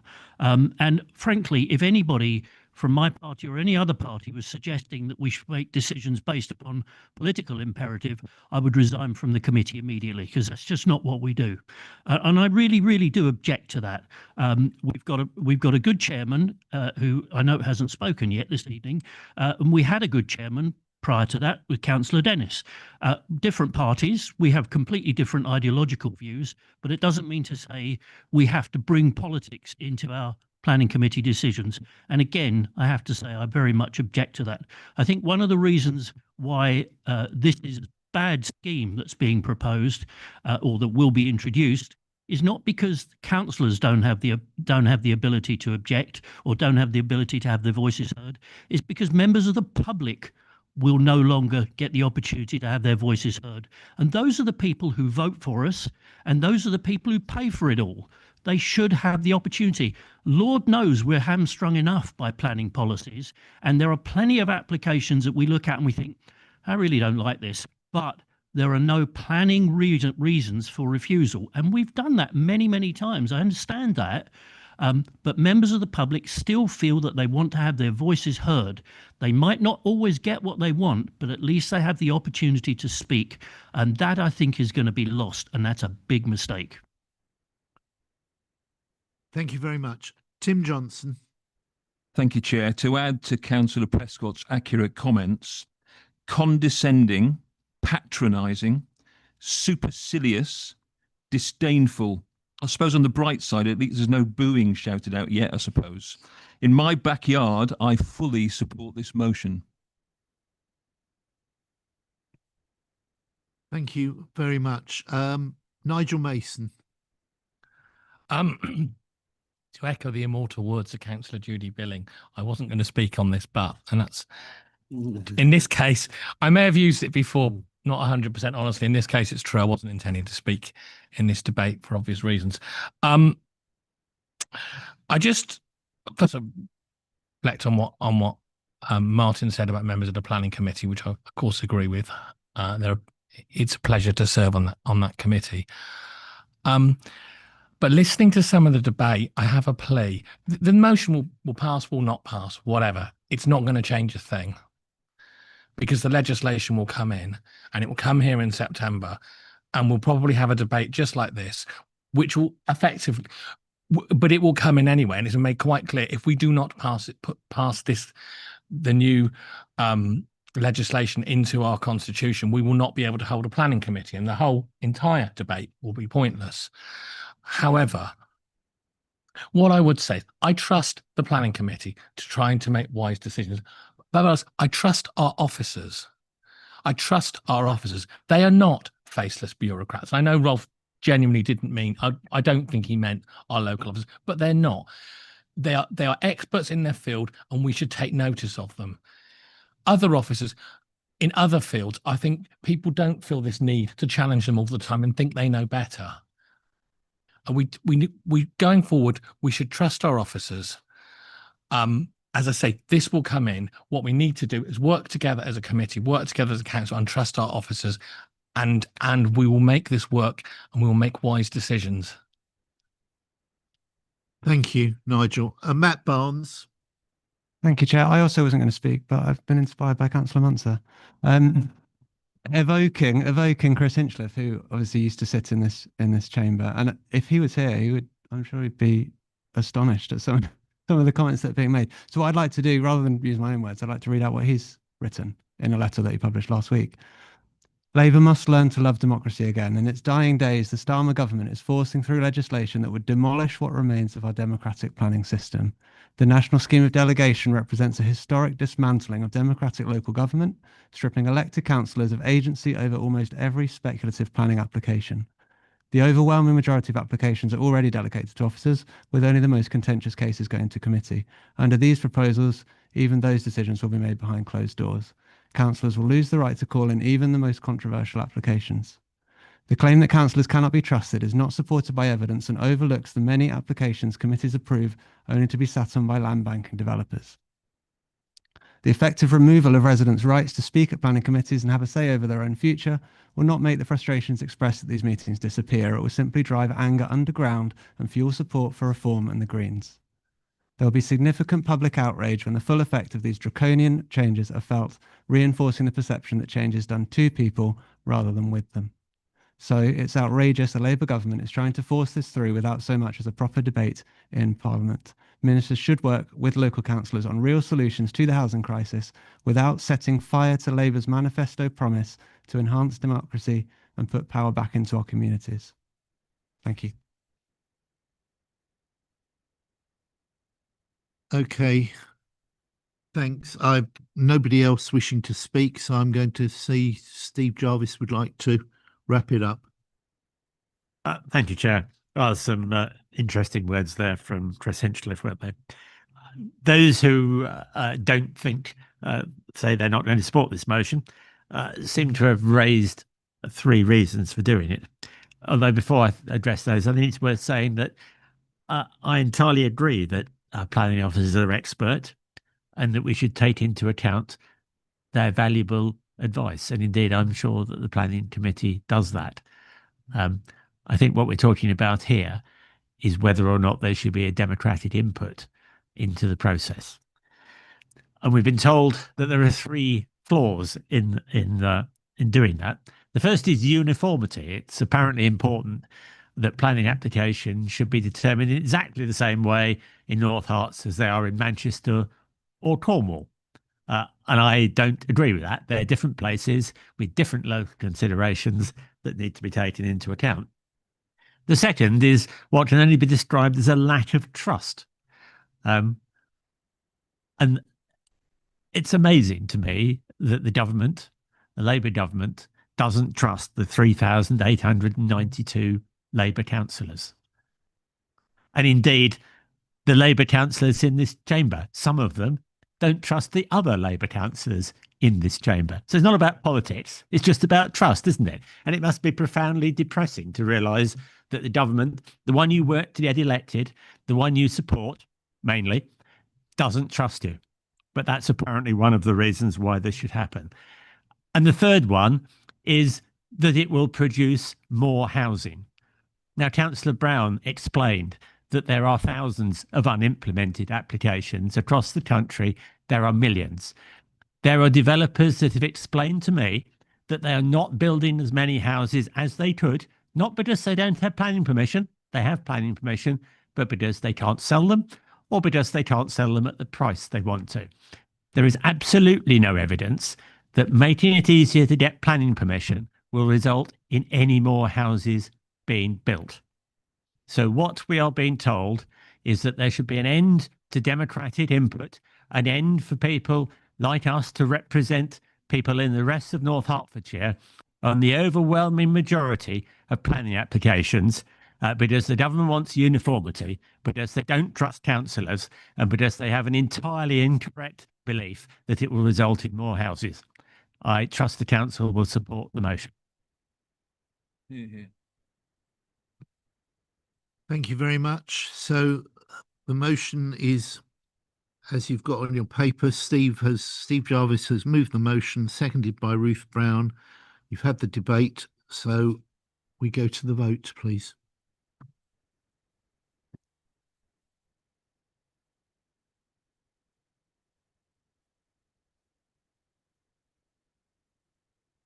That motion is carried, Chair. Okay.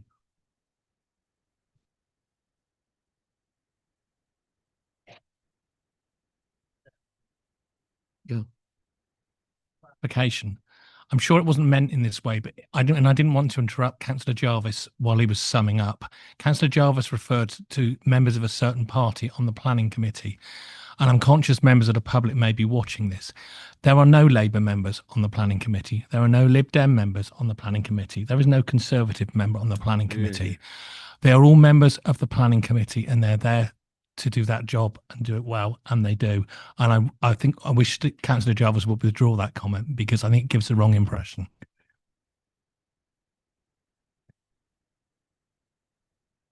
Martin Prescott, point of order. Point of order, Mr. Chairman. It was not. It was actually Councillor Allen that suggested there was political influence on our planning committee, and as I said in my speech, he was wrong.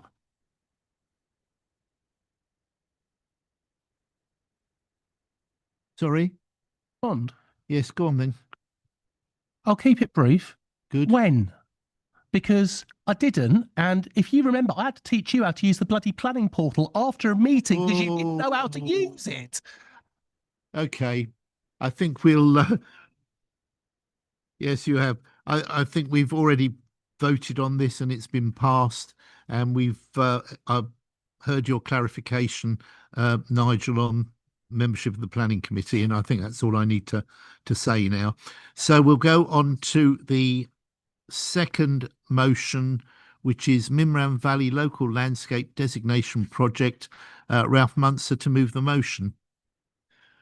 Wonderful. Thank you very much, Chairman. And colleagues don't need to be reminded of the importance of chalk streams and how fortunate we are to have them here in North Hertfordshire.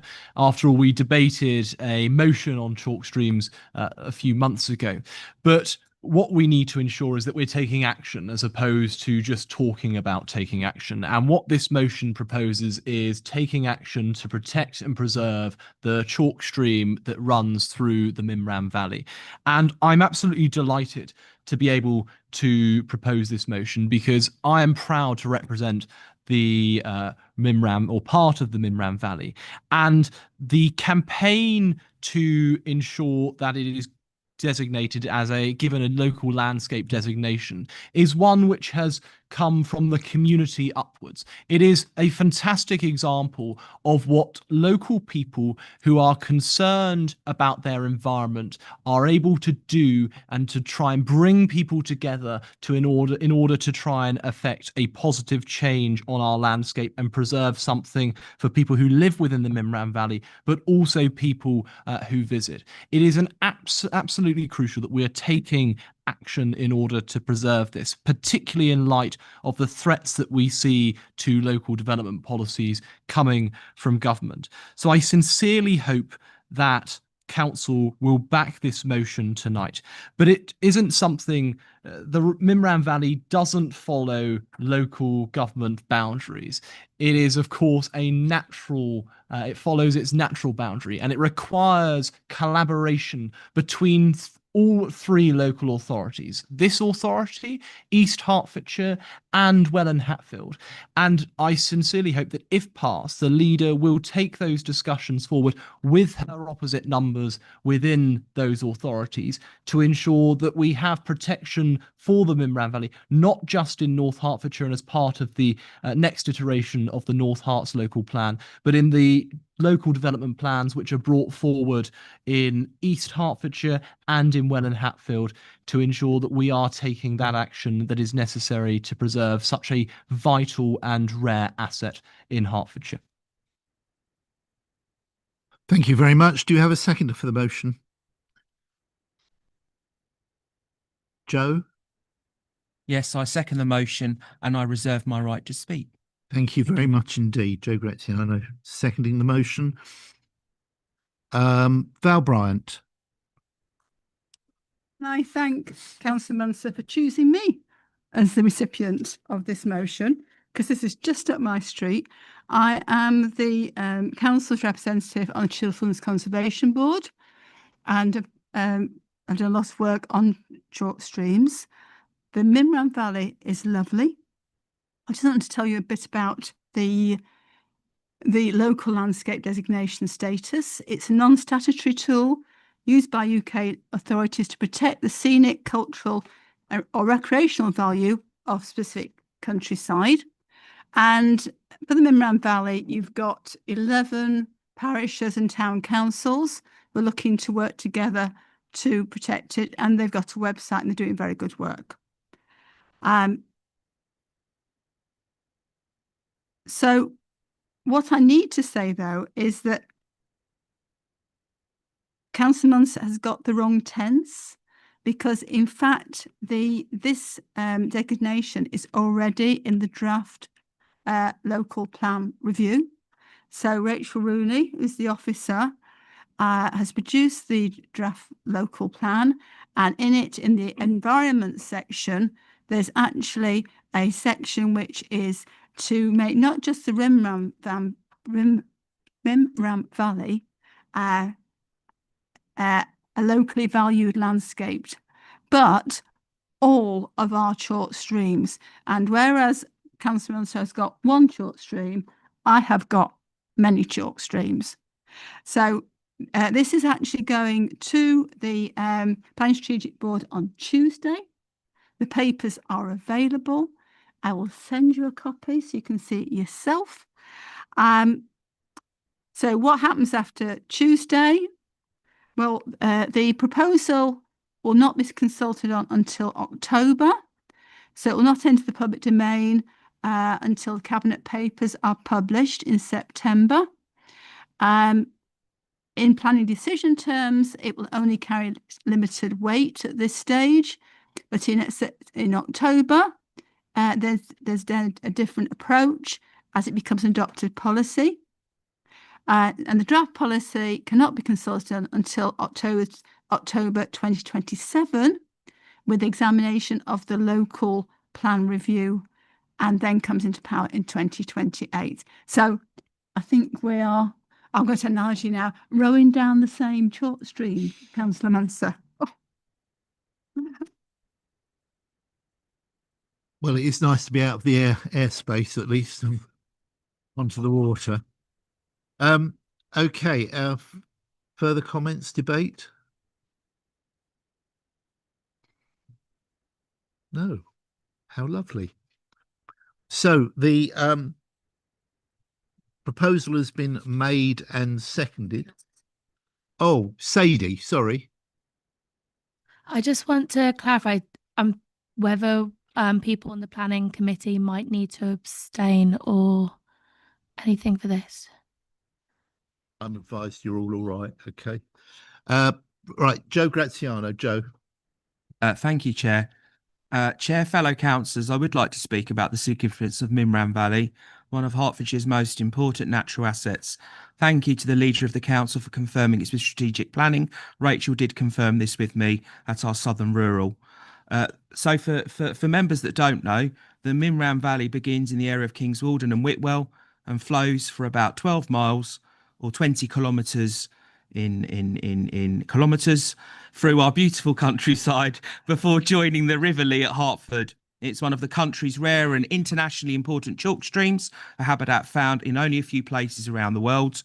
The Mimram Valley connects many of our communities, which members have alluded to, including Breachwood Green, Whitwell, Codicut, Welwyn, Digswell, Chewin, Hartingford, Bury and Hertford, providing important landscape for wildlife, recreation, heritage and well-being.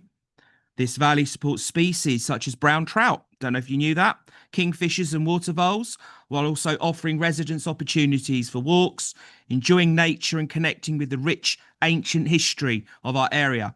The valley contains numerous heritage sites, such as ancient woodlands, parks, historic settlements, many which date back centuries, in fact, millennia. However, the Mimram does face challenges, including water abstraction, pollution, habitat loss and pressures from development. As custodians of our local environment, we must ensure the river and its valley are protected and enhanced for future generations, not for Whitehall to dictate. I believe the Mimram Valley deserves stronger recognition and protection through an appropriate landscape designation, which we've spoken about. Such a designation would help ensure that future planning decisions give greater weight to conserving the valley's distinctive character, biodiversity, heritage assets and natural beauty. It would provide an additional layer of protection against inappropriate development and help safeguard the unique landscape for future generations.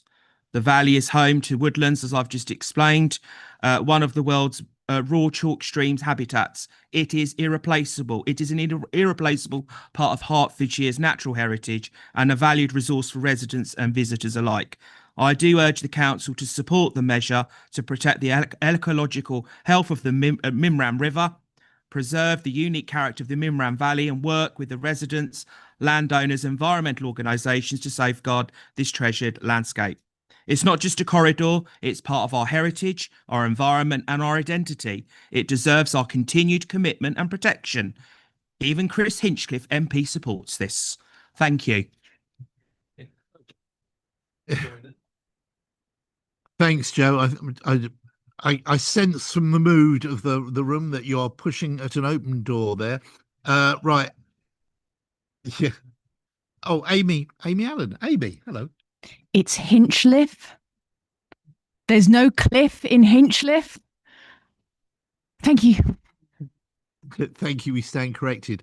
Now, I'm always nervous to say this, but Ralph, do you have anything else to say? On this occasion, Chairman, I'm happy for it to go to the vote. Thank you.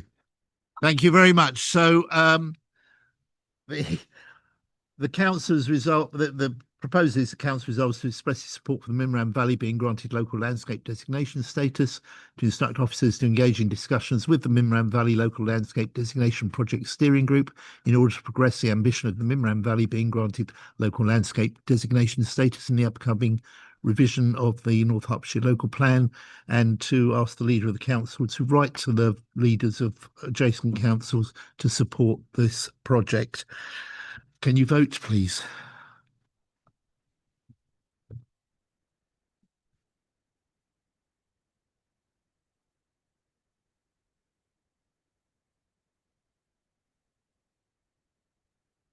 That motion is carried, Chair. Thank you very much. And last but not least, we come on to our final motion for this evening, which is the future of landholding south of the A505 Royston. I'm advised that there are two declarations of interest because of dual roles with Hertfordshire County Council, Steve Jarvis and Chris Lucas. Yeah, and clearly a motion that invites the leader of the council to write to me about something is something in which I have an interest. So I'll declare that and depart. And I think you're going to vacate, gentlemen. As portfolio holder for resources and performance of clearly land and other strategic assets fall under my portfolio. So under advice, I shall not be participating in the debate, and I too shall depart. So Stephen, I'll just hang out outside over there. Thank you. Right, Ralph Muntz. Sorry. Can I just sort of seek you or the monitoring officer's advice? I was at the resources panel that voted on this, but clearly it's the cabinet that decided upon it, and we merely advise, and we know our place, and we were told that the other day by cabinet and the resources panel. I assume that there's no issue for me to be able to participate in this. None. Fantastic. None whatsoever, Ian. Thank you. We'll appreciate your words of wisdom as always. Right, Councillor Ralph Muntz. Ralph, you are going to move the motion. Wonderful. Well, thank you very much, Chairman. And the history of this site goes back to the 1980s when the County Council used statutory compulsory purchase power to purchase this particular site in order to deliver further education provision for those living in Royston. And we find ourselves in a position whereby those in Royston feel that the concerns that they have with respect to the disposal of this site by the Liberal Democrat administration at County Hall have fallen on deaf ears. Now, we all understand the pressures which Royston has and will continue to face as a result of all of the development of which is proposed. And the concern here is that this site, once disposed, will only add to those pressures with a developer seeking to go and develop a multitude of properties on this particular site. Now, those concerns have been raised to me by a number of individuals, not least Callum Barthram Bell, who is a Royston Town Councillor. And it's absolutely crucial that we are making sure that there is further scrutiny of this decision, which does have and will potentially have a material impact on those living in Royston, particularly in light of all of the development of which is taking place. It is important when we are looking at public assets, and in particular when the County Council is looking at disposing land, that we're also looking at what is in the best interest of the community in which that land and that site is situated within. Now, as we've already discussed, Royston is under a significant amount of pressure due to development, but there are other more pressing issues in order to try and preserve the community of Royston and promote greater community spirit within the town. And I know for a fact that there are concerns as to the lack of recreational and sporting facilities within the town. That is something which is raised with me when I go up and knock on doors in Royston, and it's something that potentially we have the option here in order to deliver through this land. And therefore, what this motion is seeking to do is seeking to urge the leader of the county council to reconsider the decision to dispose of this land, and in its place ensure that we have a community-based solution, one which delivers for people in Royston and one which promotes greater community benefit to those in Royston. And it's also about involving our officers and this administration, because we cannot be working in silos. One of the things about LGR is that we are seeking to break down those silos. We're seeking to have a more collaborative and cohesive approach. And it is therefore crucial that this authority and Hertfordshire County Council are working in lockstep to ensure that we get the best possible solution for those in Royston in light of the Liberal Democrat administration seeking to sell this off to a developer. Thank you. Thank you, Ralph. Can I have a seconder, please? Martin Prescott. I'd second and reserve my right to speak, although I think Ralph has probably said everything anybody could think of to say on this matter. I share your view, Martin, and always gets a nice couple of digs in about opposition parties as well, which I think is good. Right, we'll open this up for debate. Tim Johnson. Tim. Thank you, Chair, and thanks, Ralph, for most of what you said. I agree with, and it's nice to hear some support for us in what will soon be the Far East. I've got an amendment, Chair, if I could, to Councillor Munter's second point of the motion. If I could read that out, rather than what he actually says there about future community use of this land, I'd like to amend that to instruct officers at North Herts District Council to investigate ways this land could be acquired to provide additional sporting facilities for Royston. That's my amendment proposed, Chair. Thank you.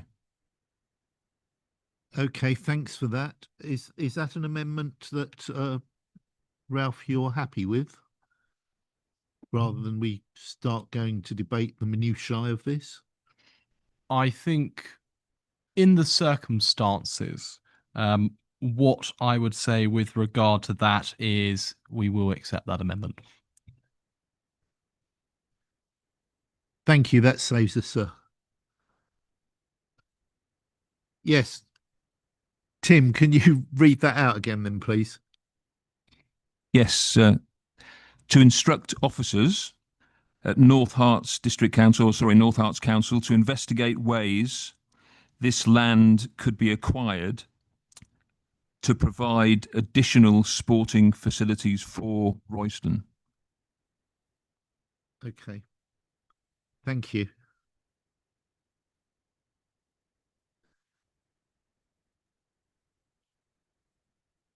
Sadie Billing. Sadie. It's actually a question, if I'm able. I know it's debate. I just have a slight question for Ralph, if that's okay. Yeah, why not? Thank you. I just want to, because obviously you're both district and county, whether you have also spoken to county about your concerns prior and what resolution came from that, or advice came from your talking to them. Thank you very much, Councillor Billing, for that question. And I think it's important that there is a distinction in the matters of which are discussed both at HCC and NHDC. And I bring this motion forward as a district councillor. What I would say with respect to your question about engagement with officers at HCC with respect to this site is that I know that it went through the committee process and my Conservative colleagues raised concerns at the time with respect to that. I think that there is a worrying trend of the county council and other authorities disposing land which was earmarked for crucial community infrastructure and disposing it towards housing developers. And I think that is the key principle which this motion is seeking to speak to. Thank you. Ruth Brown. Thank you. So I'd just like to make a few points. So Councillor Munzer, being a county councillor, could actually have called this decision in. So Cabinet have already made the decision to dispose of it, and it was not called in, and it could have been. So you could have done that as a county councillor. I welcome the fact you support the amendment. This land has been allocated for 100 houses in North Herts local plan, but there is no reason why that allocation could not be reallocated for something like sports provision. Thank you. Okay, thank you. There doesn't. Oh, Matt. No, Ian Albert. Well, I wasn't going to speak on this either, but you know. Well, we've heard Ralph Munzer's bid for be the strategic mayor of Hertfordshire. Now he's obviously interested in Royston. So that obviously, I think we also know that this council has done a huge amount about sporting facilities in Royston. We mentioned the Royston Learner Pool, the Royston Leisure Centre, spent more than £4 million around that. So this council's got a fantastic record on supporting sport in Royston. When I saw the motion about the land south of the 0505, I thought, oh, God, that's good. Ralph, when he masquerades as the education spokesperson for the Tories in the county council, is talking about Roysia School. Roysia School was the Tory shut, well, they say merged, in 2019 and remains to this day empty. And I thought that might be something he'd be putting in a motion about, but no, it wasn't. And neither they or the Liberal Democrats have done anything about the Roysia School site. At the resources panel, there were 2 votes against. They were both Reform. There were 2 abstentions, both Tories. They never mentioned anything about sporting facilities. They did not actually have any of the kind of points raised by Ralph today. What a shame they didn't at the resources panel, but they didn't. And you ought to listen to the debate if you want about that, Ralph, to get your facts right, because the Tories abstained. So it's surprising that you brought this motion today. I asked whether the local member had a view. That's my colleague, Councillor Brown, and there was no view expressed by that. They said, and it's a great shame that actually there wasn't a view expressed by Liberal Democrat councillors around this proposal. I would have loved to have heard that debate, because that would have been really useful to know that, but that wasn't expressed at the meeting. And that is really disappointing. I know Ruth asked a question at Cabinet about it, but obviously that vote went through anyway. The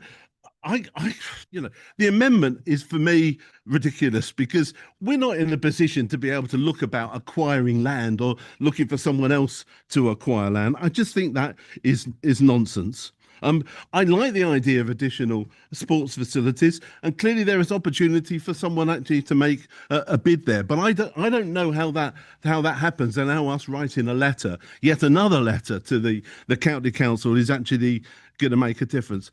Personally, I'm probably going to abstain on this motion. I think there's good points.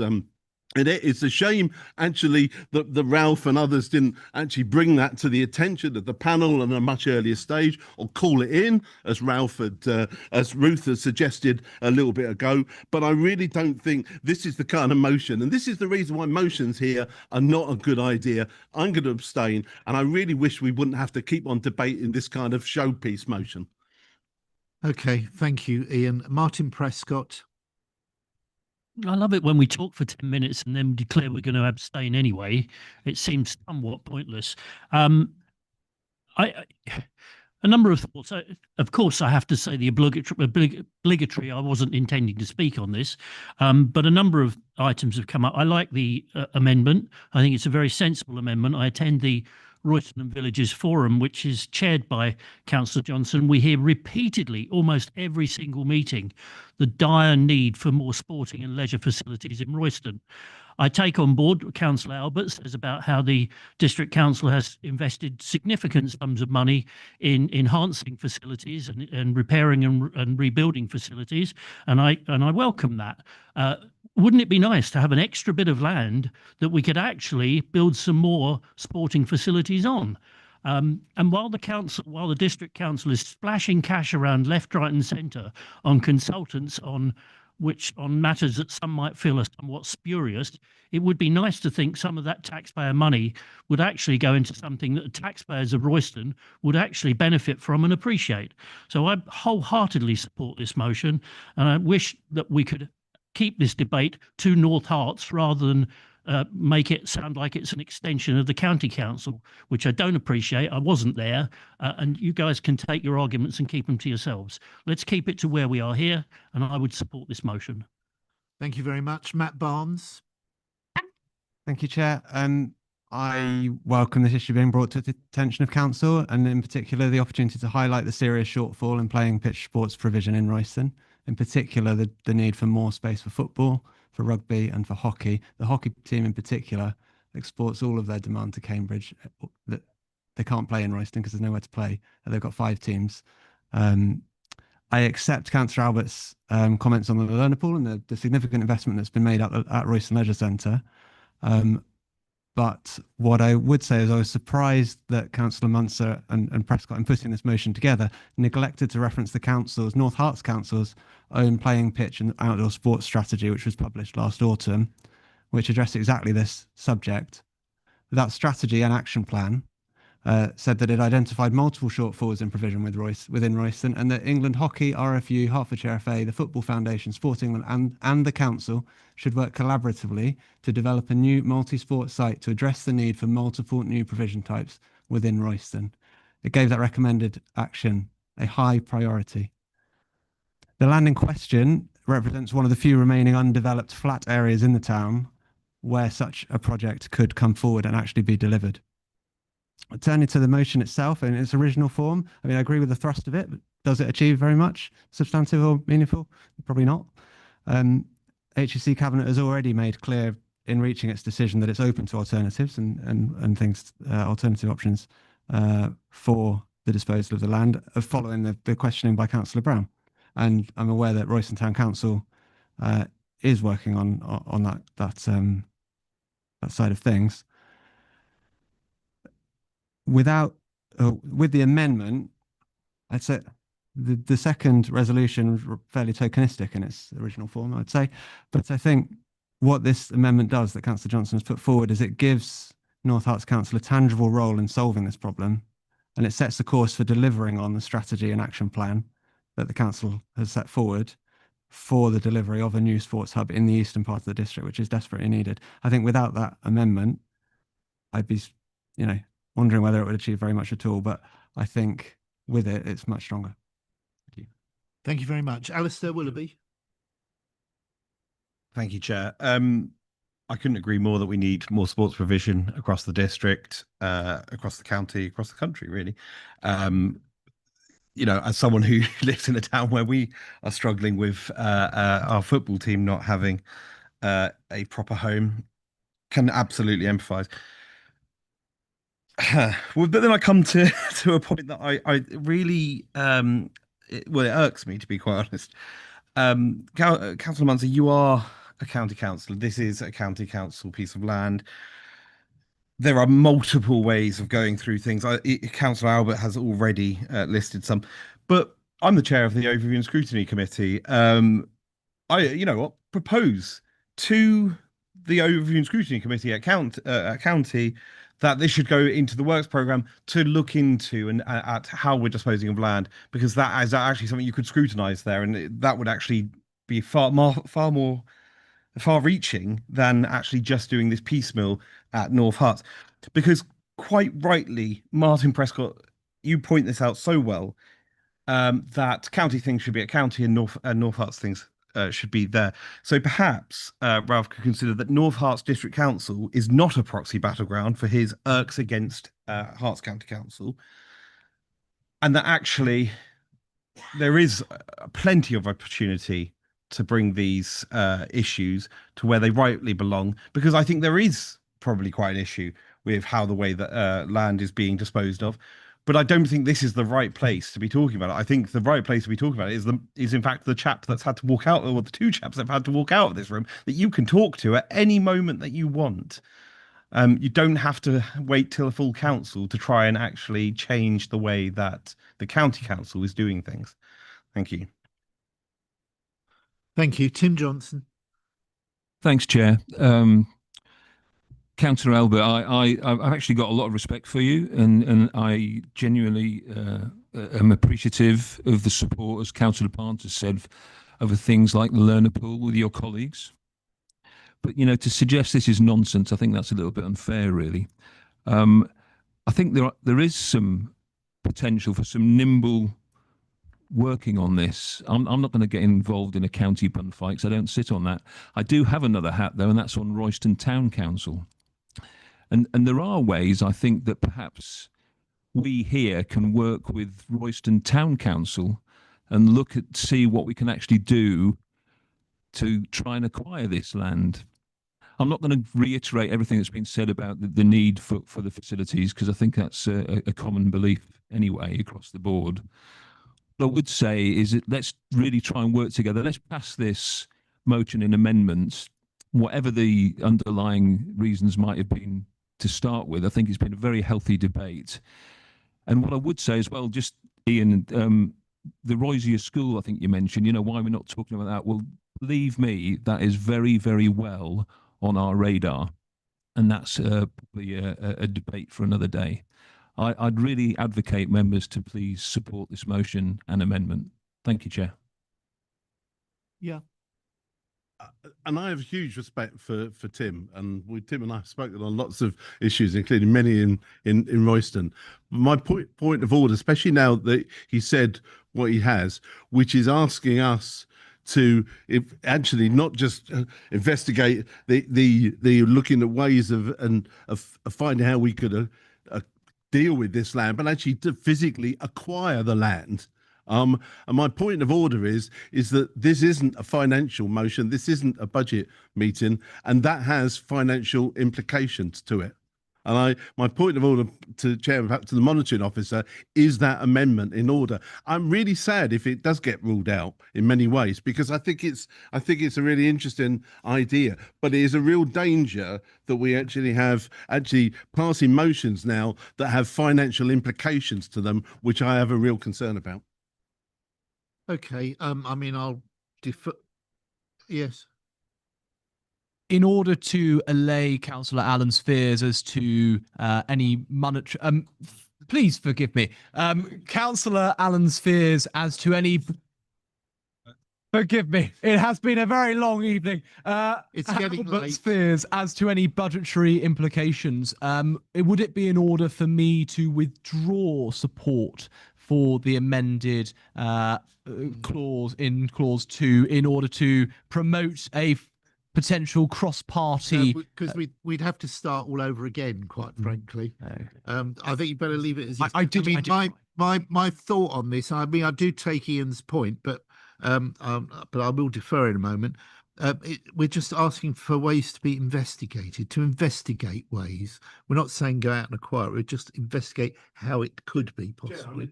Maybe that Councillor Johnson wants to withdraw that, but he actually did physically talk about acquiring the land in his contribution in support of that amendment. Okay, well, the amendment as I wrote it down was to instruct officers at North Herts Council to investigate ways this land could be acquired to provide more sporting facilities for all. Yeah, but to investigate. I don't know. What do you think? Tim? Chair and Councillor Albert, I was very clear on the amendment. If I've misspoken, although I hate that word, in my summing up of my amendment, then I apologise. But it's an investigation about whether we can do this, not about can we go out and acquire it tomorrow.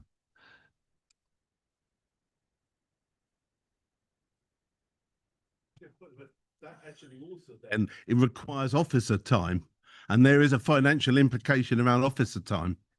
And this is, I mean, this is the problem we get into when we start putting debated amendments and motions like this on the hoof, and then taking amendments like this on the hoof where there was no notice of them until a few minutes ago. So I would ask to get the monitoring officer's view, because it is officer time now we're talking about to do this. Actually, that actually means it's a financial implication. Yeah, go. Whilst I can completely appreciate where you're coming from, in terms of the question of whether or not the amendment is in order, I think that it would be in order. The amendment is not committing funds at this stage because it is caveated with the words that it's going to be investigated. Then, in my opinion, it would not be out of order. But Dan, can I come? But Isabel, that actually to do the investigation takes someone to do it. That someone to do it requires a resource to do it. That is a cost. Yes, please do, Anthony. Thank you, Chair. I do understand the point that Councillor Albert is making. However, one could argue virtually every single motion that comes before this council requires officer time, even if it's helping provide information for someone to write a letter, that is still requiring officer time. So you've heard the view of the monitoring officer. Clearly, it's up to the chair to decide. But I do just make that general point. Thank you, Chair. Okay, thank you.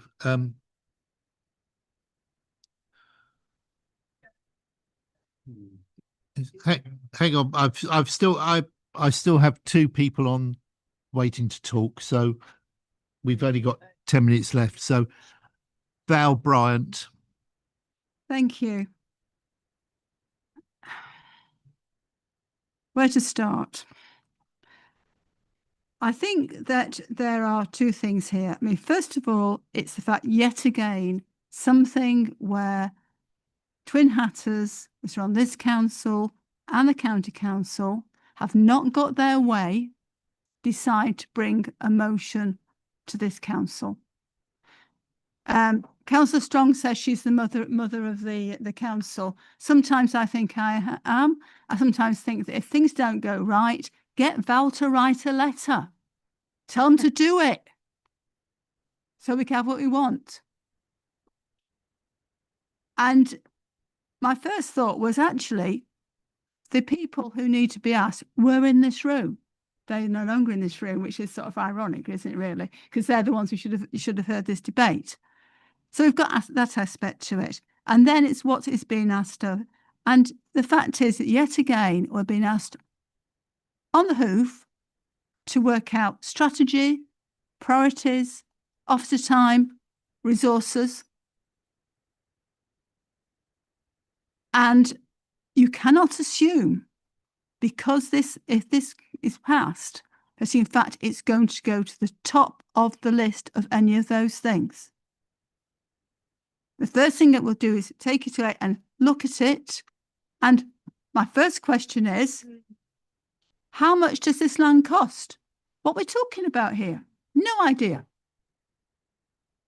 I don't even know how many noughts it's got on the end. So certainly vote on this and do the instructions and I'll follow it, but do not assume that there's an immediate reaction result of this, that it becomes a top priority. Thank you. Okay, thank you. I've one more to speak. Laura Williams. I have spent a good chunk of today explaining to residents why LGR is going to be better than we've got today. We have just spent a half an hour finding that out in the chamber. Very good. Ralph, do you want your right of reply and then we'll go to the vote?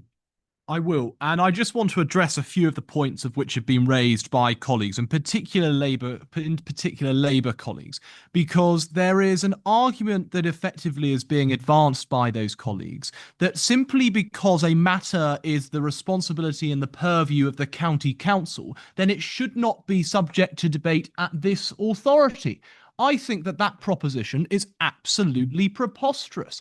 What I would say is that the decisions of which are taken by Hertfordshire County Council have an impact on all of the communities right across North Hertfordshire. It gives democratically elected representatives at this authority the opportunity to comment on those areas of concern and tell the county council, make sure that they understand what the position of this authority is with respect to what is going to be in the best interest of communities. That effectively is what the Labour Party is seeking to oppose here. They are seeking to say that we should not hold those at the county council accountable. Now, I would have brought this motion forward regardless of whether or not I was a twin hatter, but I felt that it was important for the elected representatives of the people of Royston and of the people of North Hertfordshire to have their say on this issue of concern.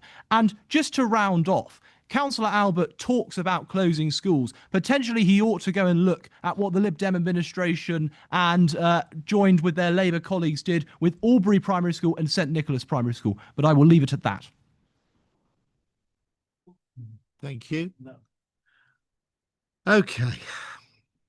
So it has been duly moved and seconded that the council resolves to instruct the leader of the council to write to the leader of Hertfordshire County Council, he's just next door, so spung him a note, requesting that the Cabinet examines again its decision to dispose of the land in question and fully considers if the proposed joint disposal strategy with the Highfield Land Trust best serves the wider public interest, or whether retention of the land could deliver alternative public community benefits. For example, the health and well-being benefits from additional sports recreational facilities, of which there were a significant shortage within the town. And then number 2, which was the amendment to instruct officers at North Herts Council to investigate ways this land could be acquired to provide more sporting facilities for Royston. Please vote now.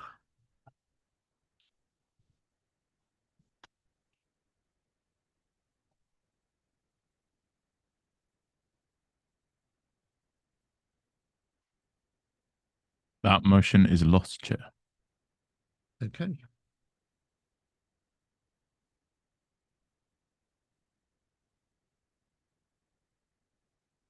That's it. The next full council meeting is on the 8th of October 2026. As I said at the start, go away and have a good summer.